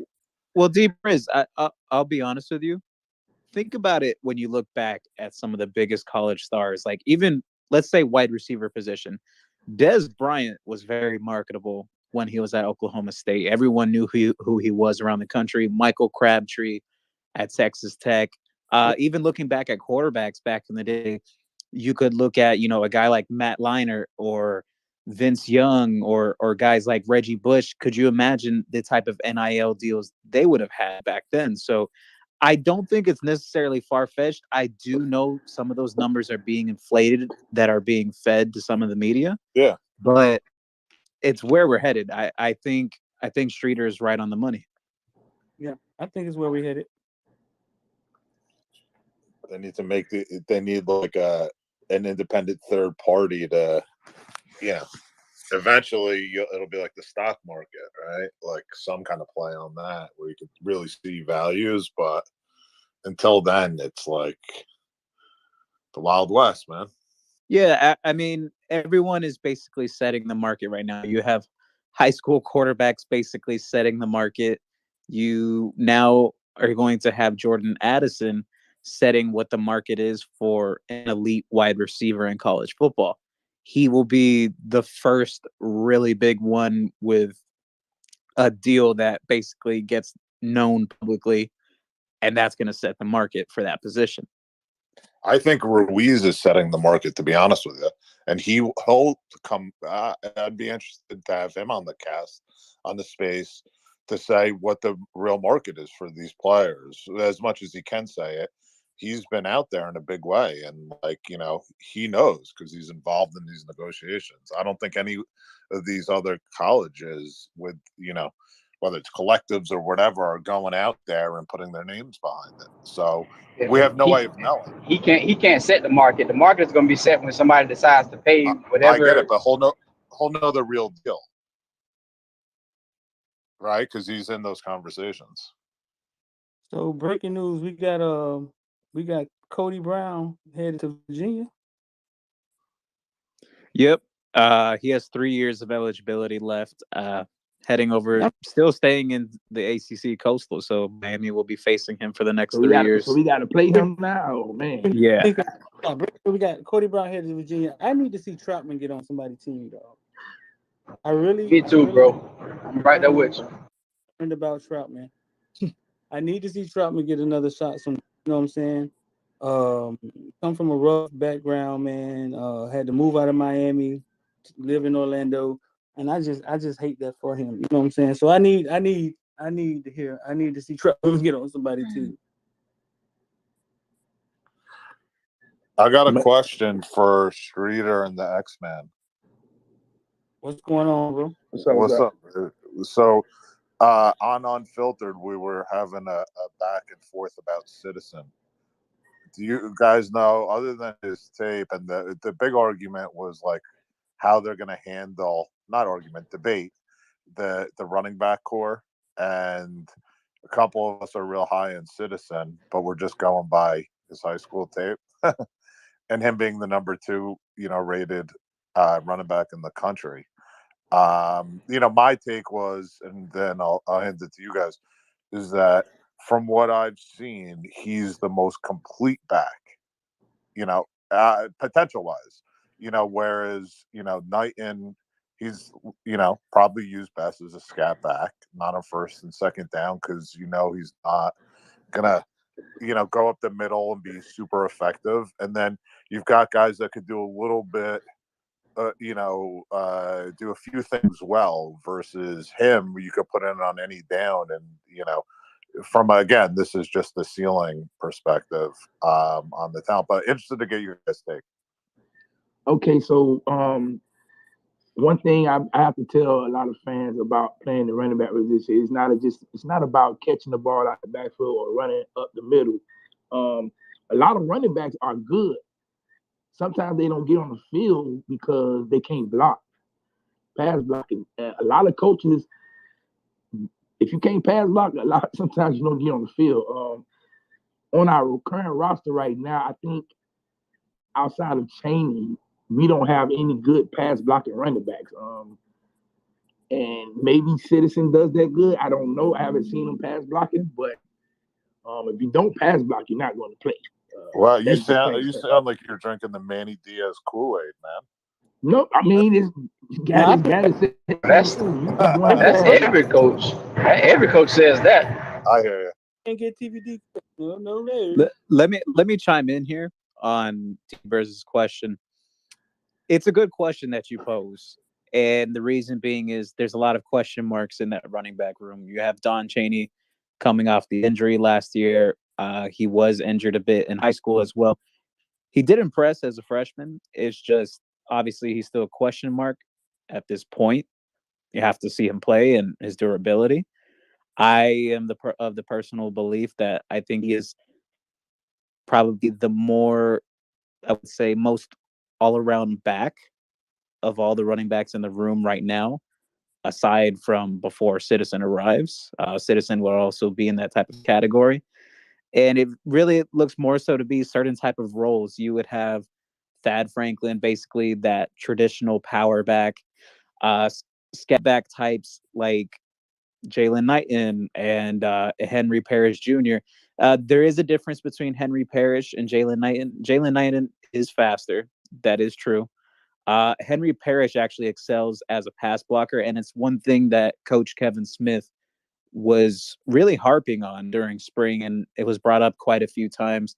And Coach Kevin Smith, like Streeter and X were saying, and some other people in here were saying as well, it's very important, pass protection. And a lot of coaches put premiums on that. Not every coach does, but this Miami staff does with Coach Gaddis and Coach Kevin Smith, and it's going to be very key to getting on the field. I do like Citizen a lot, but there's a lot of competition in that room. It's like that mentality of let's play not to lose to a certain extent. Like kids are super talented. They're gonna make mistakes, but if you play, no. You bring up saying if you play Parrish, my concern is that's Smith's guy, and maybe he's a better system player and knows that has been through it, and he's like the coach's guy. But I'd hate to leave all that talent, No, sitting I, I definitely agree with you, but I'm not going to take anything away from Parrish. Parrish was, from what I saw, at least his senior season, he had the best senior year of those three junior running backs on Miami's roster. Obviously, high school doesn't take into account for everything. I thought Don Chaney was the most complete prospect. I thought Jalen Knighton was the most explosive. I thought Henry Parrish was pretty good all around for a scat back. He's better than most scat backs when it comes to running between the tackles. But the thing is, D-Riz, I totally understand what you're saying, wanting to get maximizing the most talent on the field, but at the same time, coaches have their beliefs and what they like to do and what they want to do, and you can't leave TVD on an island with a running back not being able to chip block out of the backfield or even just pass protect at all. You're asking your quarterback to get killed. Yeah, that's a mistake. Yeah, that's a mistake. You don't trade out for. Citizen, we don't know. I guess until he get here, we know what he looks like on tape. And he could be a talent.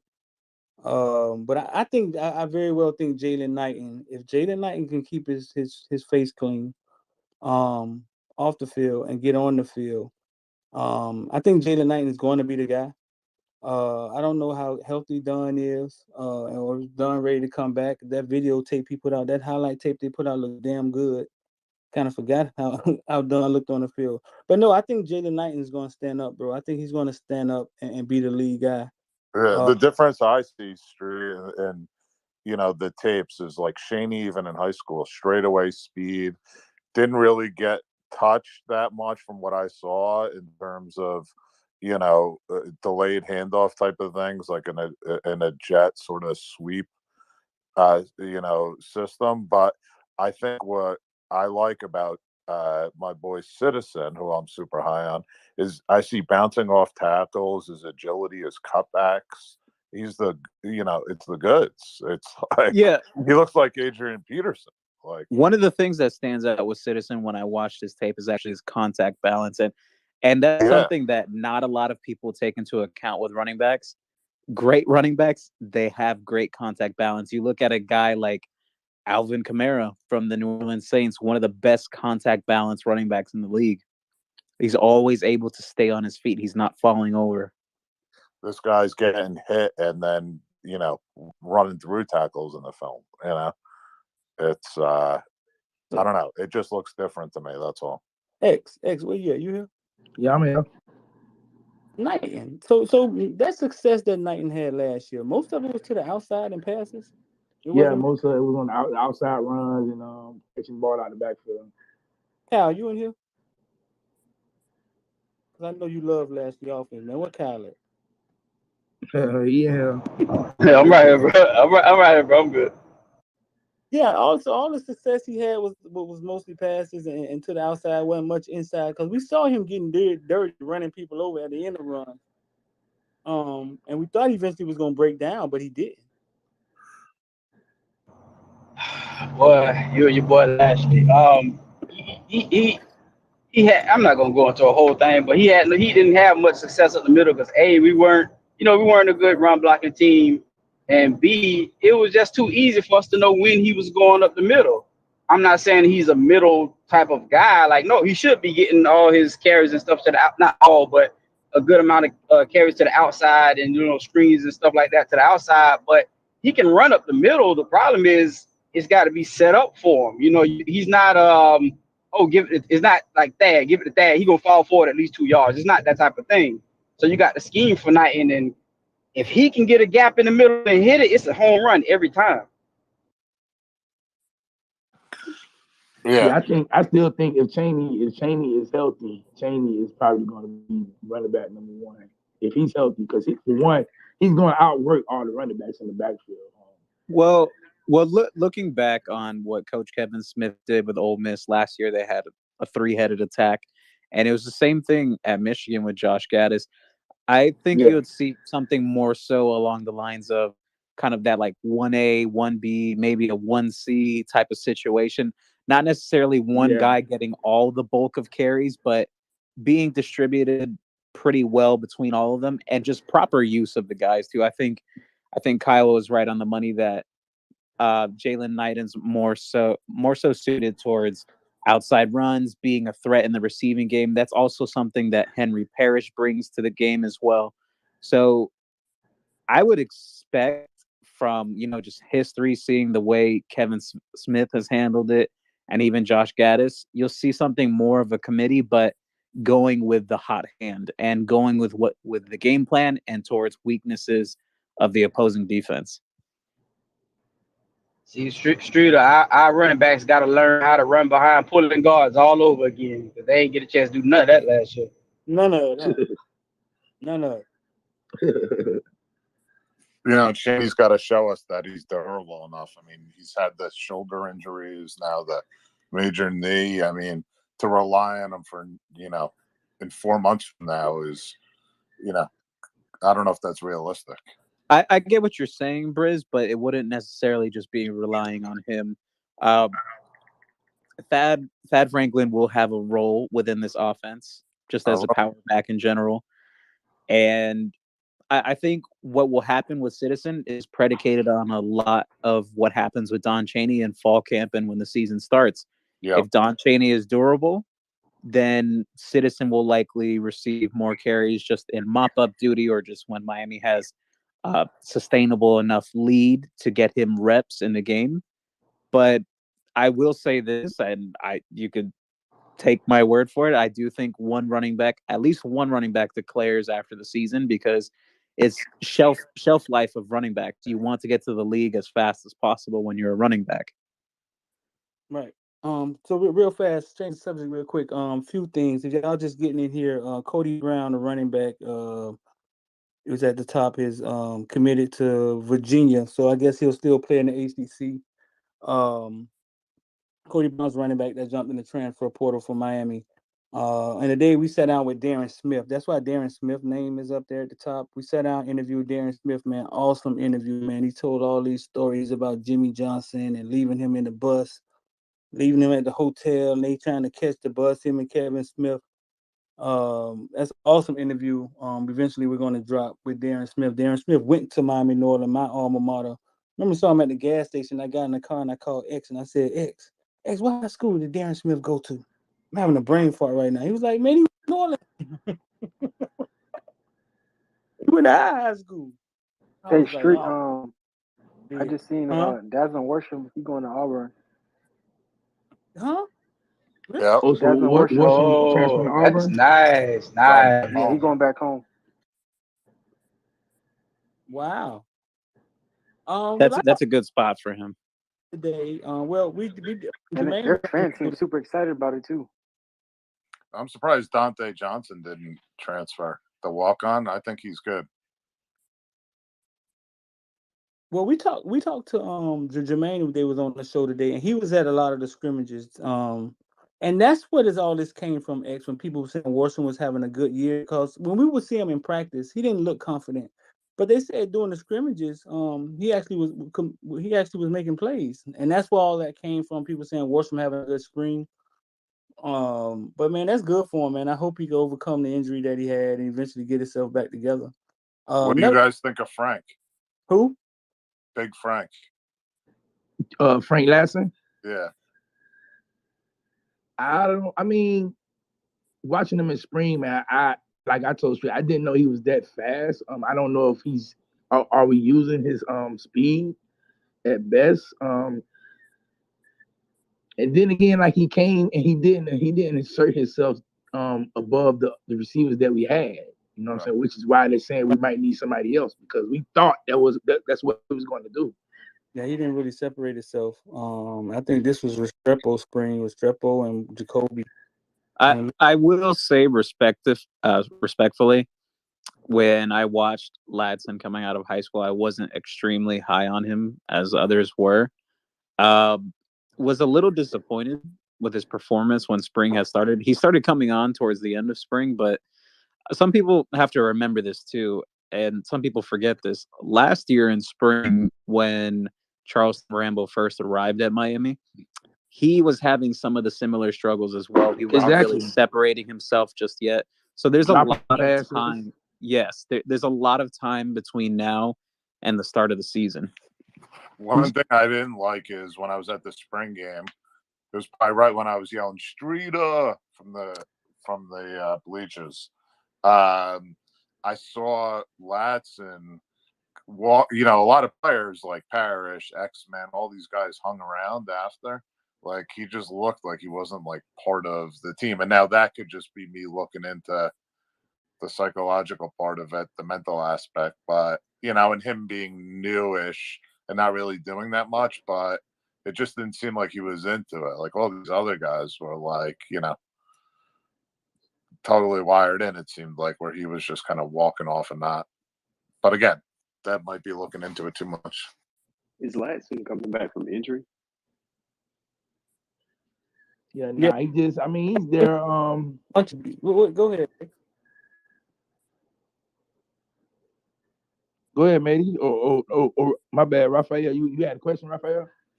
No, I was asking if Latson coming back from, he was coming back off a major injury, right? Like something with his shoulder or something like that. What was the injury he had at Clemson? Yeah, I don't know if it was major. I don't know. I know it was an injury though. I don't know if it was major though. Right. I don't know if it. I don't know if it was major. I mean, the next thing I was about to say is, man, we're gonna welcome Mama Kelly to the Footballville family. We sat down and talked, and with everything changing in recruiting and NIL and just college football changing, period. And Mama Kelly just went through the whole process. We're gonna put together like some seminars or course and have her on the Footballville platform, because a lot of my social medias I'm able to do a lot of things like stream live events, charge people for live events, charge people for courses because we have so many followers.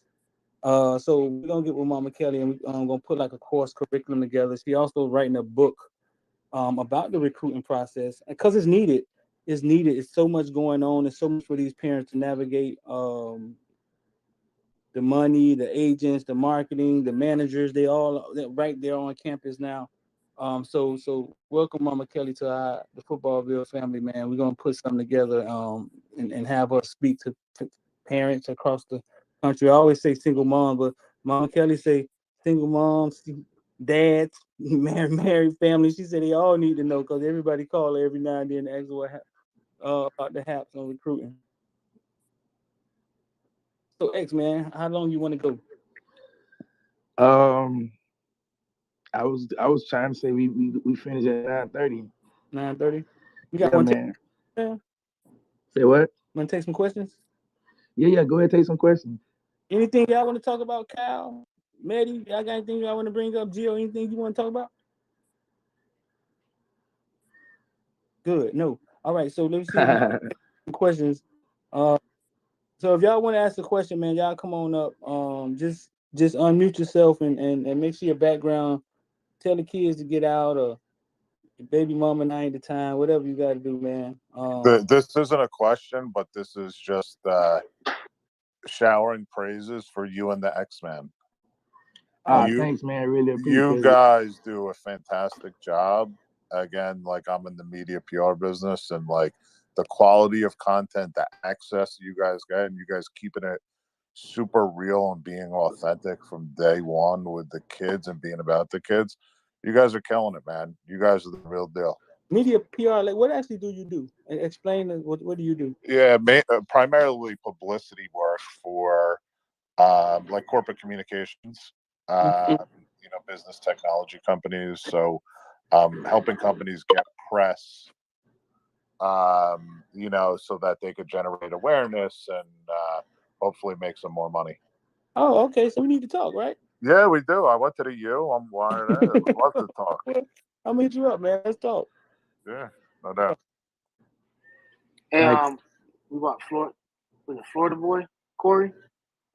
You got a question? You can go ahead. Florida boy, you gotta unmute yourself. What's up? Florida boy. Next. Florida boy sleep. He'll pop back in. All right, go to Kendo. 1804 Hey, what's going on? Kendo. Y'all can hear me? Yeah, we can hear you. I got a question, I believe for Gio. Whatever happened to that linebacker kid that we was high on the guy, the kid that's from up north. I don't want to say the school, but the school that's up north. Whatever happened to him? He decided to stay, actually. There was some interest from his side, but he had never hopped into the portal. I know a lot of background on that, just speaking with a source that's super close with him. He just never hopped into the portal. He will be graduating from Syracuse just within the next couple of weeks. So one thing a lot of people will not remember about this just right now is grad transfers is a different case from transfer portal candidates as well. They got immediate. They could come in immediately. Yes, grad transfers, they could just transfer basically at any moment before the season starts, and they're cleared to go. Oh, okay. Yeah, I tweeted that out. I saw that too last week about transfers. Grad transfers don't have to wait till May 1st. They could just transfer whenever they have immediate access. Yeah. So a kid like that could be immediate. We might not find out until after graduation, right, G? Yeah. Is there any other linebackers in this portal right now that we probably looking at? Because I don't see anybody else. I had reached out to someone about the Michigan State linebacker Crouch. I haven't received a response on that yet, though. I was surprised about it. The Crouch kid. But yeah. And that then would be one that's interesting if we do go after. But yeah, and then just Miami's. They'll see if there's any grad transfers that hit the transfer market that they would be interested in. But as it stands right now, there won't be any linebacker taken at the moment. It would have to be someone that really impresses them. Yeah, it got to be like somebody who can come in and start immediately. Like, because from what I see right now, I think linebackers is like probably like a burner receiver is the only real two positions that we, especially, and also maybe right tackle, maybe. Depends on what's going on with Campbell. But I really think linebacker, maybe a burner receiver is what we probably just need left on the team. Yeah, you're right on the money. Linebacker, a receiver that could stretch the field. Miami's not against taking 2 wide receivers. It just depends what becomes available. And then at right tackle, they still have interest into trying to bring someone in, but they haven't found anyone that would fit that bill just yet. How is Campbell's recovery right now? Is he fully recovered? Like, what's going on with him?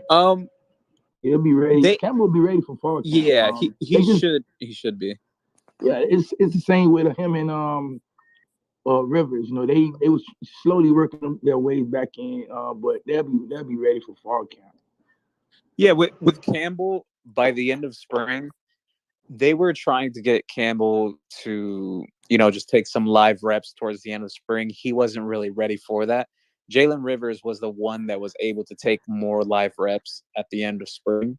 He didn't really play in the spring game, but the practice week before the spring game, Jalen Rivers was basically already a full go and on the first team. Oh, okay, yeah, that sounds great. Now, how about with Knighton? Because I know he was redshirt and also Cheney. Like, is there any updates with him?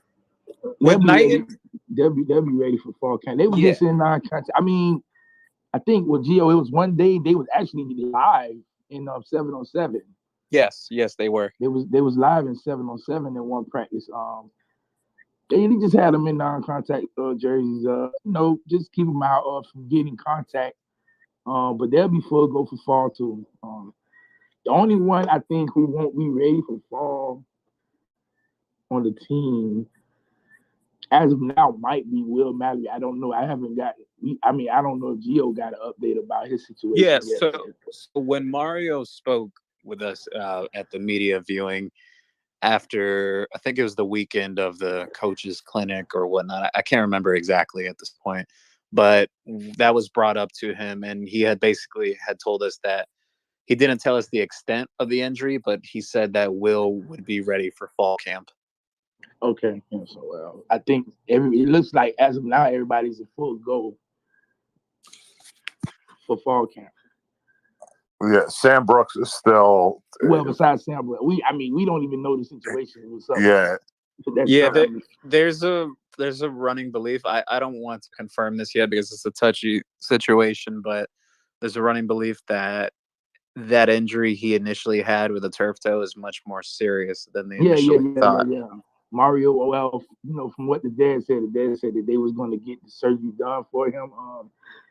But it can be more serious than even having surgery. Like, yeah, it might be more serious than that. So I don't know. I know everybody always asking me about Sam. I'm like, man, I don't know what to tell y'all. Like, it's like, if we get some Sam Bruce news, we're going to get some. We're going to post it or say something about it. But as of now, it's just, hey, we'll let y'all know when we know. Is Wesley good? Because I heard he's straight. Yeah, Wesley's Wesley's fine. He'll be ready to go for fall camp. Just a deep cut in the foot. Nothing major serious where he had to have surgery. You guys think that he could push for? I know he was getting a couple reps with the first team. Think it's possible that he starts? I wouldn't say he start. Definitely push for some reps. With the second team, it'll probably during the season, depending on how good he does, push for a starting job. But if starting the season, no, I don't think he starts. Yeah, for just to piggyback off of what X had just said, and right before he got nicked up, because no one really had the chance to watch him in the spring game. Wesley got hurt about a few practices before spring ended, but. Yeah, right before he went out, he was actually taking the most reps out of the second team linebackers out of anyone because they were rotating a lot of guys. It was Corey Flagg getting second team reps, Wesley, Avery Huff, Tariq Austin Cave, and Ryan Ragone at second team linebacker just getting reps. And then it started minimizing down as spring was ending. And it was Wesley taking a huge chunk of the reps at second team on second team linebacker. So I don't think he starts to start off the season. I could see him getting starter quality reps as the season comes along. But to answer that question though, no, I don't think he starts to start the season, but he's definitely going to have a role this season. He's going to play. We got some dogs on that. Appreciate that, Gio. Hey, Breeze and Kendall, we're gonna let some of these other guys get their questions off. So, Florida boy Corey, you can go ahead and mute your mic and ask what you got to. Y'all hear me now? Yeah, we can hear you. Okay, my bad. It was my mic early, but yeah. But going back what you said with the receivers, like I know the big names like Addison and the other kid Zell and it was somebody else. Are we looking at anybody else that doesn't like hit our radar, like another like an unknown name? Yes, there is a few receivers that have interest to enter as grad transfers from other programs. It's just they haven't entered their names in yet. They will be graduating from their schools. But if one picks Miami's interest, I do know a name that could possibly have interest in Miami. It's just obviously he's not a grad transfer just yet, so it can't be spoken about publicly. But yes. Okay, that's just one of my questions I had on, and it's just with yeah, that's my only question. Kendall hit every question that that he had, but I was one to ask. But that's just it. Thank you. No doubt. Go ahead, Kev. You got a question? Go ahead, Kev. Yo, what's up with y'all boys, man? Chilling was good. Hey, how you doing, man? Chilling, man. So, this question was for either X or Gio. Now, these like the NIL deal that they was offering to that kid from Tennessee, is it an actual company that's doing it, like Life Wallet is doing it, or are they just making some kind of promise to them, or? They're basically just an NIL collective company. It's not really a legitimate from the research that I've done. Spire, that's the company that you're speaking about. It's really just a collective and boosters, from my understanding. So it's not legal then, right? Because if it's like, Well, no. it's legal until the NCAA basically trying to put a stop to the collective Yeah. Oh, okay. boosters. What Ruiz is doing is Ruiz has a legitimate business. That's what makes it different from the collectives and the boosters. Yeah, because I thought it was just only like a person that had like a company per se that was able to provide the deals. But when I hear people bring up like the whole like collective, like how FSU and like the Gators was trying to do, I was like, yo, that don't sound like no NIL deal, because it's not like a company per Yeah, se they that's don't like have. It's not. supposed to be, They're not promoting or advertising anything yeah, for. like a company Yeah, or product. Yeah. I yeah, think but the now biggest issue with all of this is that, in all honesty, a lot of these schools really don't understand the NIL yet. And that was something that I noticed when we went on visits. Like, they would speak on it. The legislation at the time, I don't know if it's changed, but at the time it was only one page. Legislation might be 10 pages, but for NIL, it was literally only one page. So it's a lot of gray area that you could kind of place in there. But in all honesty, they had no idea, but they professionally said it where you could think that they understood it. But in all honesty, they don't understand the NIL just yet. So I think it's going to take for a lot of people to bump their head and kind of cross some lines for them to really get it. And then I also see coming into the next season of really like getting these recruiting class, there's going to be a lot of legislation put into play, because right after Travis Hunter signed with Jackson State, a legislator went straight to the Capitol and tried to put in a new bill for NIL, like literally not, if not same day, the very next day. I haven't seen the legislation yet, but I got somebody that's really looking into it because they want to understand and the true interpretation of it, because legislation can get real wordy and mean one thing but kind of say something else. So I see a lot of changes going into the next signing class.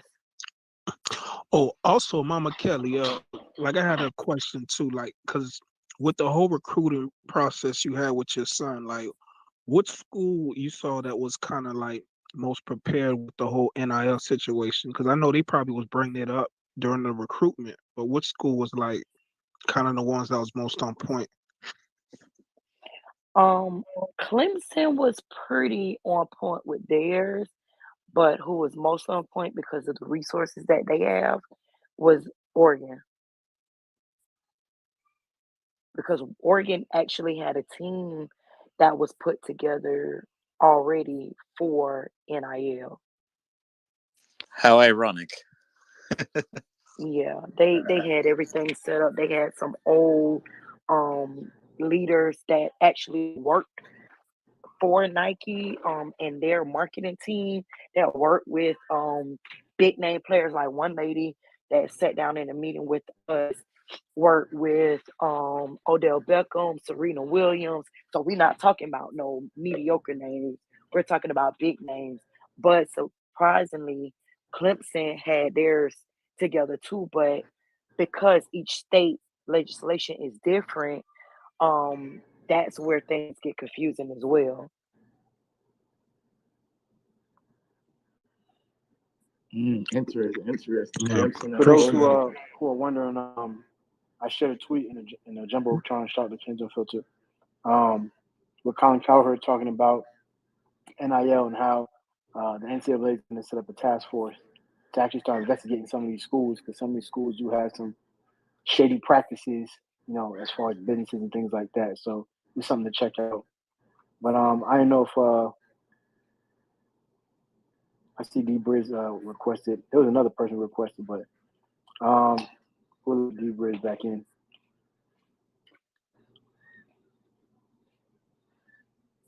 Yeah, get the last few questions So in. thanks for calling me up. I don't want to dominate. Appreciate your insight, Mama Kelly. Don't want to dominate with all the questions, but this is for Mama Kelly. Interested. I don't know if you heard our conversation earlier with the fellas about You know, whether these numbers that are being thrown out for the NIL deals, like $3 million for this receiver who has 1 year to play, if you think those numbers are legitimate or not. Like, does that, I'd love your take on that.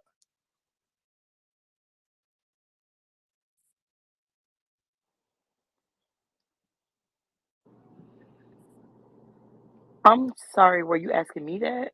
Yeah, I'm Because I asking didn't you see that. anybody else answer, and mine was Oh, kind of going in and out. Yeah, no, I was asking you if you think like those are like legitimate numbers, or are they just like, pie in the sky that someone's pushing out there? Like, do you really think for NIL deals, based on you going through it, that a value for this receiver is $3 million? It depends on. I think it depends on what company and what school is really looking at him. But I've seen in my experience some things that weren't going to go through NIL. It wasn't that high, and Najalik's stock wasn't obviously as high as that receiver, but it was pretty decent numbers. I'll leave it like that. So that's why I say that number to me is not far fetched. Gotcha. Interesting. Because some of these alumni, and a lot of people don't really know it because they kind of keep it on the hush. Some schools, alumni base actually are the real moneymakers in their state, and they're willing to kind of put up the number to get, their program back on top. But that's why I say it depends on what school it is or what business is going to give it to them. I don't, it's not far fetched to me. Dang, I got to get back to playing football. Nico, you had a question? You got to Yeah. One thing is, Debreeze, contact me because I'd like to speak to you in reference of a project that I'm working on. And the other thing is in reference to the NIL deals, like $3 million. Like, I mean, that's got to be a second, first, maybe a third rounder that's going to get that kind of money. I mean, it's not going to take long before they blow this up on these NIL deals. I mean, one guy undrafted free agent wide receiver, he basically, I think he's getting like 40,000 guaranteed and maybe a roster bonus if he makes the team. So these numbers that they're throwing out there they're not going to be sustainable over a long period of time, in my suggestion, in my opinion. And again, it's this is not pay for play. It's you got to do work to basically get paid. I mean, that's what they're allowing the students to do with these NIL deals, to have employment or work, because they couldn't under the previous regulations. So, well, perfect thing that you bring up. Look at the way it's being done with Life Wallet with John Ruiz. All the kids are working. They're involved in the community. Not only that, they're also filming commercials and everything. So it's a legitimized NIL opportunity. So I believe he's handling that the right way. Now, you look at other schools with their NIL deals, there is some things that seem a little fishy. You don't see certain things being put out there or posted. So, yeah, the NCAA is going to get involved. Yeah, that's the thing about NIL deals. When you sign most of them contracts, and when you sign an advertisement contract, you're basically getting paid. You're hired. You're working. You're an employee for that company. That's the thing that again, what Gio just said. Ruiz is doing the right way. He's basically employing. He's hiring kids for his company and getting it out there. You know what I'm It's saying? basically like influencer marketing, right? Yeah. He's hiring, as I understand it, as 1099s. Yeah. So they can't be employees full time, but he has them on payroll where they get paid every 2 weeks. But essentially, they're like part of the branding and marketing aspect of Lifewall in his business. He chose to go in that route and their standard fees for the influencer marketing.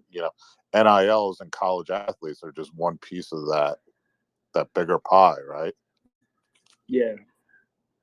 So, I mean, I don't know if they'll be able to put a cap on the NIL deals. I'm pretty sure they might be, but as of now, I don't think it's looking too good because players want to test that market. You know what I'm saying? They're going to test that market. They're going to say, well, hey, Addison got $3 million. I want 4. Oh, he got 4. I want 5. They're going to test it. You know what I'm saying? And somebody with money going to pay it. But there's a standard average cost for a specific job or task that one of these students or kids going to do. You can't go and pay someone as an influencer that has 5,000 followers on their Instagram $2 million. That's not going to work. Now you've got 2 million followers, then you may be able to get $100,000-$200,000 because there is a standard market for all of this. This is not where they're going to allow you to just go out there and pay whatever you want, But essentially they are right now. Like, what I'm saying? They're going to try to regulate it. And I don't know. I really don't know if they're going to be able to. But essentially, yeah, we know it's not supposed to be pay for play. But it is essentially, especially with the collectives and all that shit. I don't know how they're going to get a hold on it. But that's really what it is. Unfortunately, yeah, I agree. I think I'll give you this talk, yeah. I think that's a lot of those guys got to start understanding too. What you brought up with the 1099s, like these dudes are employees, so they got to pay taxes. They got to, they have to show that income is legitimate income, not just getting money thrown at you because you play for a university. So right. Like the car that TVD got, I saw he got the BMW, but it's essentially a lease through his time in college. Yeah. Yeah. So as it's not a company, like as a company vehicle. They're not handing them $120,000 car. It's like, here, you could rent this for 4 months and then you got to give it back. Well, I mean, as car dealers, it's ideal for them, especially if they're. I mean, I don't know about in the bigger towns, but any car dealer would be logical to give the star of the team a vehicle like that, and that's their NIL deal where they write it off as a company expense, and then they basically switch them out every year, and then sell it off as a loaner or whatever they do on these new cars. So he's doing commercials for the dealer, and at the end of the day, he's riding around in a car that otherwise he wouldn't be driving. Right, they do that for their employees, those dealers, right? Some of them, like the big companies.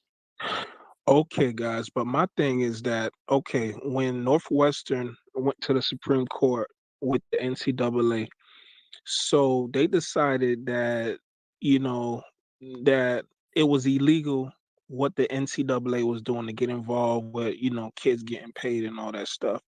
So what would be the pathway of the NCAA getting involved if they already went to the Supreme Court? So is this they got to go back to court? To the Supreme Court to kind of fix to I guess to recategorize everything because it just sounds like if the NCAA tries to jump in it, like they would be crossing the boundaries that they already made, right? Yeah, the NCAA basically, I don't think they're going to get involved because they don't want to open their books to pay the college athletes. That's too much. That's too much going on for them. What they would say is, they're trying to come up with certain rules as to who's negotiating these deals for NIL. Who's negotiating these NIL deals for these players now? It can't be somebody immediately from the school or a booster. They, like the collective stuff. So they're going to put in some rules like that into play. But again, when you have a legitimate company or business, it doesn't, that doesn't fall into them rules because now you're saying I'm going to pay these players for advertising my business.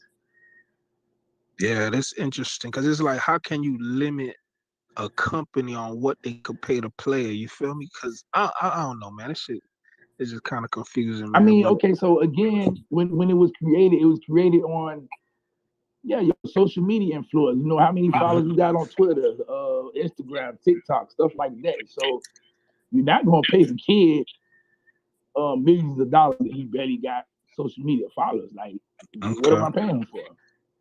Yeah, the whole idea was to get the kids basically to be a commercial.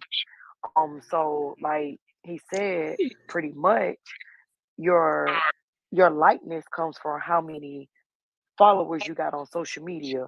okay, So your name and image is going to be shown on your social media. So I'm going to use you. Of course, I'm going to give you money.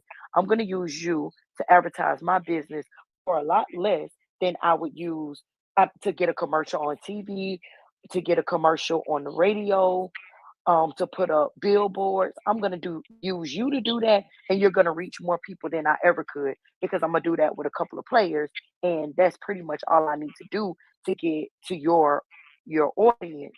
But now what is happening is they're just getting, like somebody said before, they just getting a bunch of people with money to put money together to throw at the kids. But what they're not doing is making them essentially advertise for anything because it's not a real company to advertise for. So it's like they were doing before the NIL deals. They was just going under the table and paying these kids to come to their schools. So the NCAA is going to get involved. The NCAA is going to set some standards. Then these states are going to come down. They're going to add more legislation. And then I think somebody just asked the question, but I see the numbers dropping because the boosters are willing to give all of this money to these athletes to make their school better. But these legit companies, they're not going to do all of that. They're going to give the bare minimum that Yeah. they can in order to get them there. So it's going to be a business thing for the companies. So it's going to pull back. So y'all may see these large numbers for maybe 1 or 2 more years. I That's just think it. $3 to million, me. $3 million, you could get a Super Bowl ad. To me, I don't know. Like I hear exactly what you're saying, Mama Kelly. I just don't know how you do that because it's like, how can you tell somebody how much money they're able to make? Like you are your own market. You are what somebody's willing to pay. Like, so you can come in and we can do some more legislation and shit, but they're gonna need like a group of kids like Northwestern again to come together and say, okay, well now they're trying to limit how much we making, and that's It's gonna not be a them. problem. I'm sorry. It's not them saying you can only make this amount of money. It's them going to be saying your boosters can't give money. The school can't give money. So now you have to go to a legitimate business. Like Oh, I see what you're saying. you're I not got going you, to baby. have I a got way you. around it. And then those businesses, because they're legitimate businesses, they're not going to be throwing out millions unless I got you. what's the dude that just bought Twitter? That own Tesla, Elon Musk. Elon Musk. Unless he got a favorite team, you're not gonna get that kind of NIL deal out of But a you know company. what? I think some of those kids, some of those are still going to be able to do it. Just like you say, It's gonna because be you got a far in lot of these. between. It's gonna be It's those right. major But I think, quarterbacks, but I only think stuff like that. that's what's going to be the problem. It's going to also just be those major schools, like 3 or 4 schools, because they're going to find ways to skirt around it. Like you look at Alabama, you can't tell me them boosters and Nick said they own every goddamn thing in Alabama. They're going to find a way to get around it or get some friends who they know got this and try. It's almost going to be like money laundering to a sense. That's You know why what I I'm was saying? shocked that But we. then they're gonna go back to what they were doing before, which is flying people money under the table. Right. So That's all that's they why I gonna say do. it's all going to be, yeah. Yeah. So it's all just going to be like the same old. The NCAA is just such a big screw up, man. That's all. I don't know. I Didn't think a lot of it President boiled resign? down to Yeah, I those think the NCAA definitely dropped the ball with allowing the players to get paid. They should have just came up with a solution. Now you have the situation where only the big major schools and schools like with the big markets are going to be the only ones able to provide certain situations for players.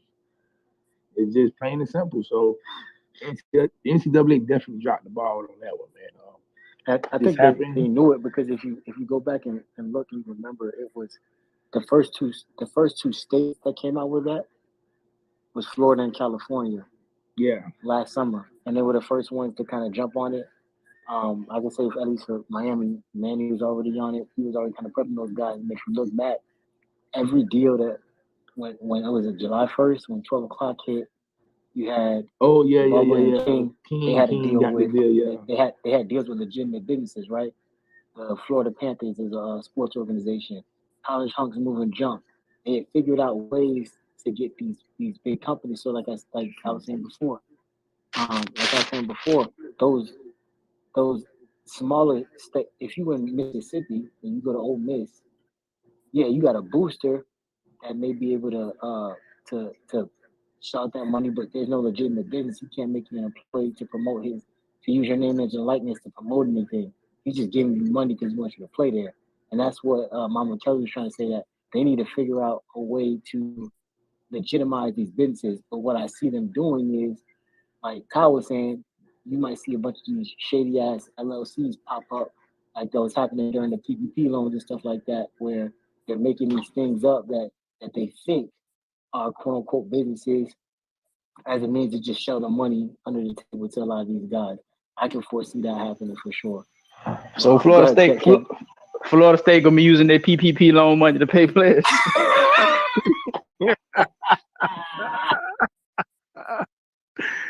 Nah, they gonna use they PPP to fix the urinals, and the urinals bad up there. They gonna they gotta buy some more honey chicken.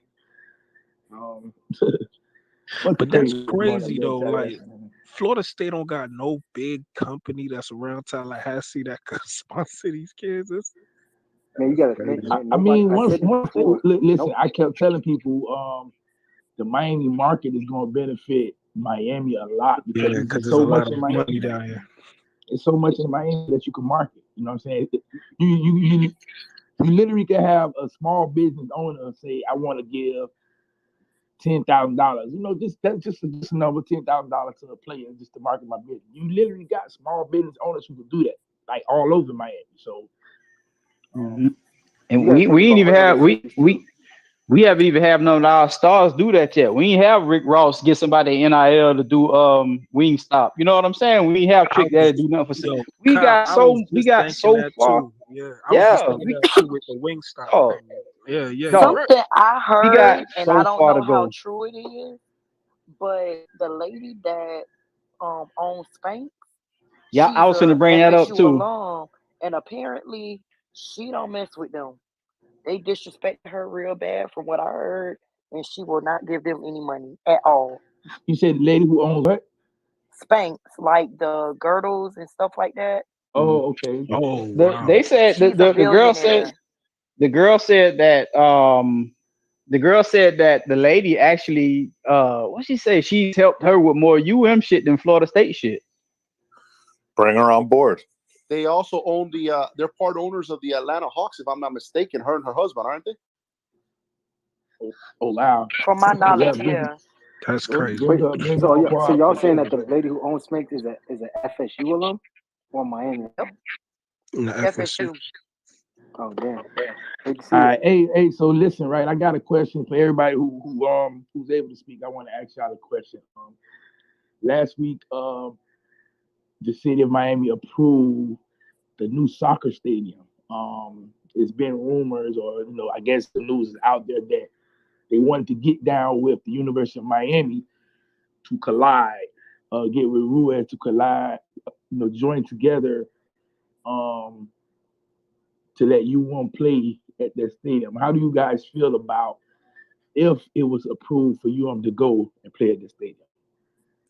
Oh, I want to say it first. I prefer Tropical Park. Why, Tropical Park? Yeah, Tropical Park is it's the perfect idea. I just don't. I kind of lost faith once they approved that stadium. I said, man, I doubt they approved two new stadiums in the city of Miami. But stranger things has happened. Oh, never mind. Don't answer my questions. You understand what you were saying? Yeah, I don't see the point of them going to do another stadium sharing deal. Like, if we're not gonna get our own stadium, just stay where the hell you at. What you Agreed. got, Kyle? Or what you got, Kev? Hey, yo, Kyle, I was just about to say the same thing. Like, if anything, I mean, you at an actual football stadium that's, more professional, you feel me? Like, I think the Hard Rock, man, when it's packed, man, like, it's different, man. Like, when we had the Notre Dame game and the V-Tech game, it was real. Like, the atmosphere there was just unmatched. So, like, I think as long as we win, man, like, I think, it really don't matter. You feel me? True. The only issue I have with the Hard Rock is it has to be a big game. You know what I'm saying? That's just an NFL stadium. So if it's not a big game, the atmosphere just not there. You know what I'm saying? But Notre the Dame OB was a was big like that too. Actually, right. you remember, like the OB used to be empty No, too. but the Orange Bowl is different from the Hard Rock. The Hard Rock is different from the Orange Bowl. You know what I'm saying? That atmosphere, the Orange Bowl was there for centuries. You know what I'm saying? The Hard Rock, once we got there, the atmosphere. It had to come to either a Florida State game or a Notre Dame game. The atmosphere is just not there. But that's Florida. That's Florida. Period, though. X. We come when we winning, and when we not, I mean, we're gonna stay home. So, I mean, going to the Hard Rock, we weren't never really winning until we had that one little season.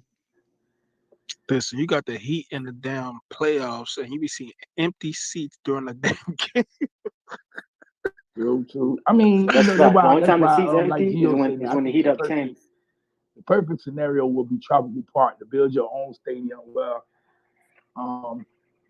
the way the Ruiz they displayed it, how the whole park will be used. I just feel like it's best for the city because now you have more jobs. I totally agree with you, X. Man, like that was the reason why I said I prefer Tropical Park, because it's more than just a football stadium. They're looking to renovate that entire park. It's something for the city, for the kids to enjoy, for the high school kids. Could you imagine the kids playing in a new football stadium in Tropical Park during high school games? Like, you could host Booker T. Washington and Miami Central, Dillard, all the big high schools come down for big games. Could you imagine that? Yeah, I mean, that's the idea. 50, 60,000 seats. Yeah, once they said that, I was on board. I was like, we need that, and it's just some of your own. You know what I'm saying? Just get away from the sharing thing. You know what I'm saying? And then especially the way they done did this, the Dolphin Stadium with the Formula One stuff. They done took away most of the tailgating spots. I just don't. I feel like we gotta do what we should finally get our own stadium. You know what I'm saying? Although the Orange Bowl was there, but the Orange Bowl wasn't ours. We was still renting out that stadium out. You know what I'm saying? But it was just our home field. But the Orange Bowl was originally the Hurricanes, and it was built for the Hurricanes. And then when the Dolphins were brought in, they were brought into the OB. Yeah. Okay. Yeah. Before I answer, give my take. Where is the stadium supposed to be at? You talk about the soccer stadium? Yeah. It's at Where's it going? It's what's the name of the park? It's by the airport. Melreese Golf Course. Yeah, it's by the golf course. It's right by the airport, actually. Yeah, right by the airport, and it's a big area. I just don't feel like the football stadium. I mean, well, we should join with them. Well, the issue is following, and I've made this very clear. Even when John held his first space, when he did a live on his studio with he brought in the doctor from UM and all that, trying to get Coral Gables Senior High. And my first reaction to that was it was a political play for the people with money that have a history of Coral Gables Senior High to push back on that. And then they were pushing Tropical Park. When I sat down and analyzed Tropical Park, let's also analyze what's happening in the county. There's no parks available. Tamiami Park, FIU has ended. I don't know when it's ending, but it's ending with the youth fair because they're taking over more of the space from Tamiami Park, where the youth fair basically sits, I think, to put student housing and on a couple other buildings. So that park will basically only be baseball fields and basketball field. The fair will no longer be there. Okay. The fair, if we do that to Tropical Park, that basically takes away the only park that you can go do other things in Miami-Dade County that is not particularly another city. City of Hialeah has Amelia Earhart Park, and we would lose the youth fair basically maybe to Amelia Earhart because there's no other park that will hold it. So if you do that in Tropical Park, it takes away the use of the park as it is for the community and the ability to put the youth fair and all these other parks there. So I knew that was a push, and basically for traffic purposes, there's no way that that's going to happen in that neighborhood around $2 million houses. So I knew that the traffic there was not going to be.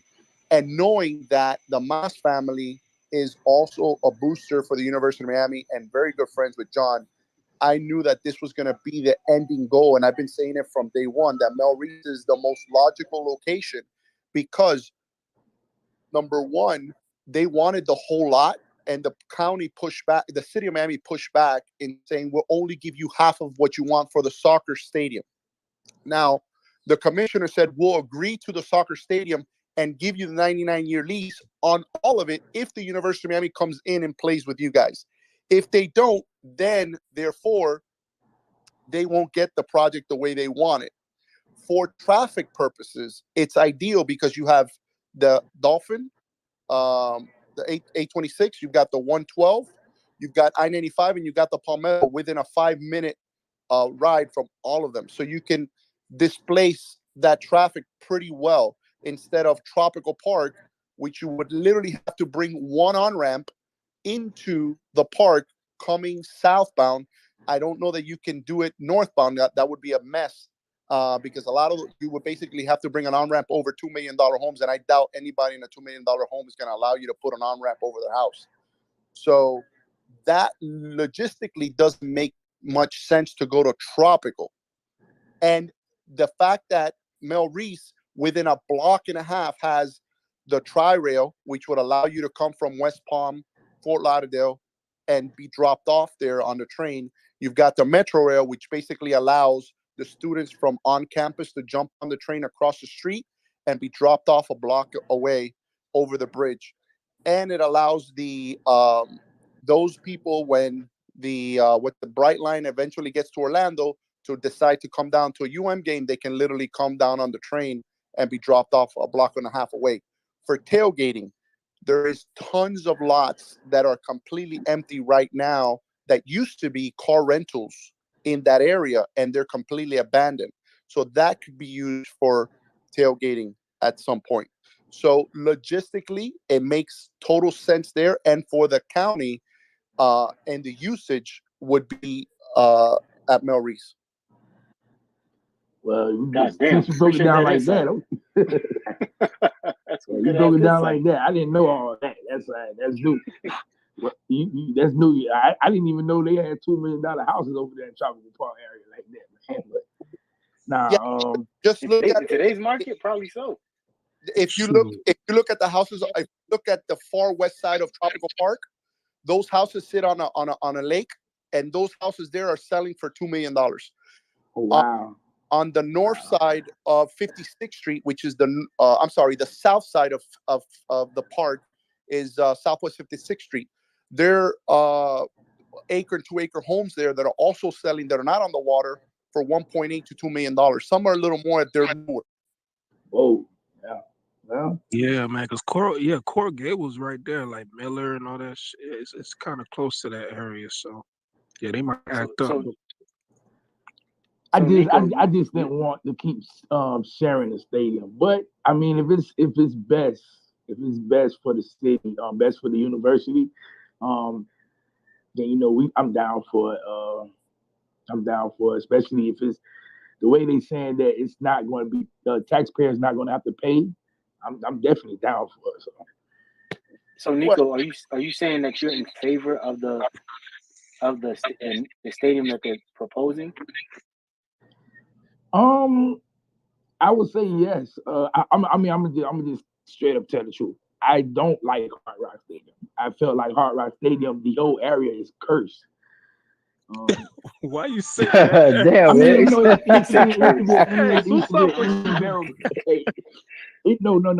true, it used to be, they built over an Indian burial ground. You know what I'm saying? So I just feel like we cursed. The Dolphins ain't won nothing since they started playing at this stadium.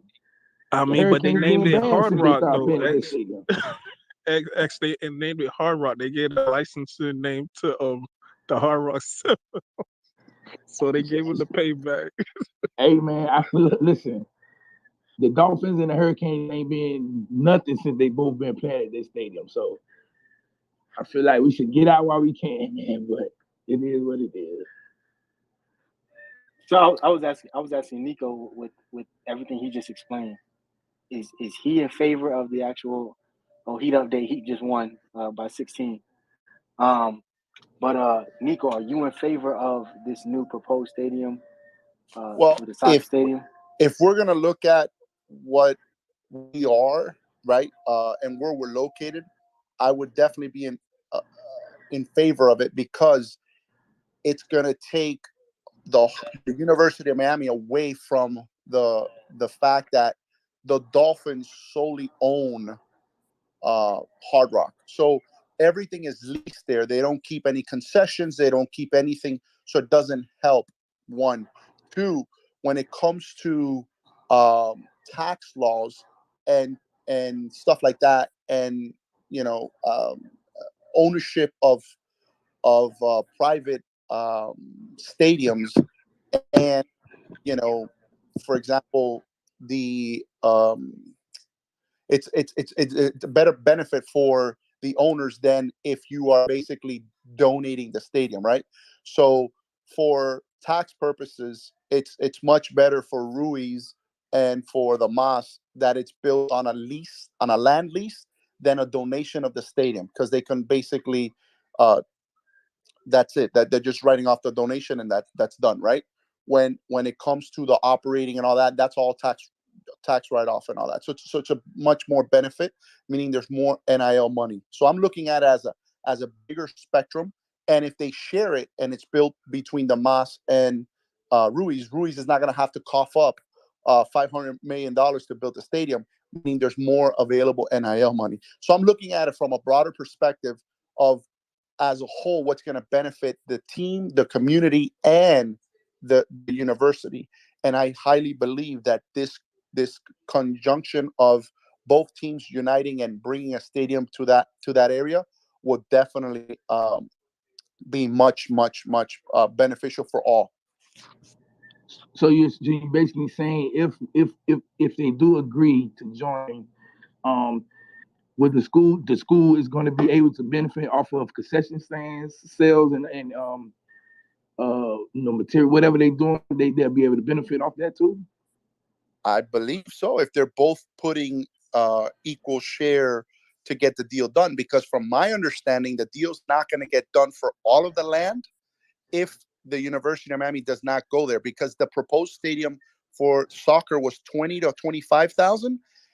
Joe Carollo in his hearing stated that he does not want a 25,000 person stadium. He wants a 55,000, and they would basically suggest that University of Miami comes in so they can get the approval of the rest of the land. It's not going to be given to them and just be soccer.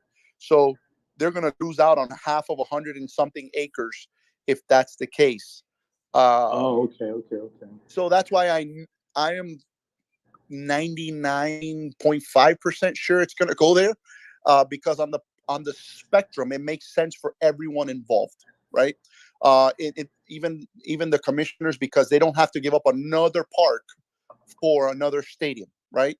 And then take away people's usage of parks. And what Ruiz wants to do, I'm all for it. How about we renew some of these parks, like Tropical Park Stadium, do one down south and one up like Traz Paz, and renew it, right? And spend maybe 10, 15 million on each, and just redo them as a high school stadium, and you have 3 spread out through the city, not all in one location. Because unfortunately, the school's budget to move these kids along is not going to be that much. So South Ridge, South Dade can't put the kids on a bus every weekend and bus them over and play at Tropical Park or over at Traz Paz. So doing 3 stadiums that he spends 10, 15 million across the county would be great, instead of one location where he puts all the stadiums. Yeah, makes sense. Makes sense. Makes a lot of sense. Yeah, that makes sense, man. So, man, thanks for coming in and dropping that information, man. I definitely didn't know about most of that, what you were saying about the new soccer stadium, and then even over there at Tropical Park area. So, interesting to hear.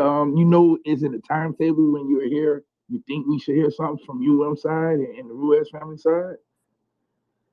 I I don't know. I mean, I'm not involved in any of that, but having background in real estate and kind of having to deal with development stuff like that. I don't know. I think they're just trying to iron out who keeps what and how it's going to be worked out in financials. I think more so now than anything else. I think that's what they're probably going to iron out now, because from the moment that Joe Carroyo mentioned the fact that the University of Miami needs to come in, if I'm not mistaken, Mr. Ruiz came out and said, "I'm all ears," right, on his tweet. So, and I know that the Mas family is part of the boosters and part of the board. If I'm not mistaken, I'm not sure at UM. So they will um, um, come in and sit down and talk. Now, a gentleman that works for the FAA mentioned that there's some issues with the lighting and whatnot for the stadium and the communication systems. So that's the only thing that I think that they'll maybe working out. But other than that, I don't see it as a big hurdle.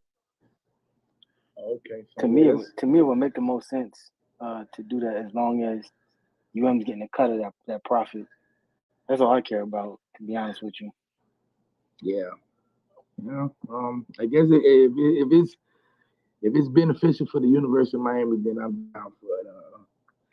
We'll just see what type of news comes within the months ahead, man. But yeah, we about to get up out of here, man. Thanks to everybody joining the space. Mama Kelly, I see she's gone. Thanks, Nico, man, for spitting that knowledge with the stadium situation, the soccer stadium situation, man. Everybody else who came in and spoke, man, thanks for coming in. Maddie, you got anything else to say?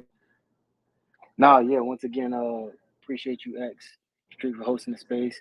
Yeah. Once again, Nico, man, appreciate that insight. Definitely was insightful when it gets posted to YouTube. Other people can go back and listen to it and get a understanding of everything that was going on. Because yeah, it definitely put an insight that I did not have before about what it is. But appreciate that. Appreciate Mama Kelly with her insight on the NIL deals and everybody else. Kyle, shout out to y'all for speaking. Gio. And yeah, man, until next time, man. Appreciate y'all. All right, man. See you guys later. Speak with you later, man. Peace.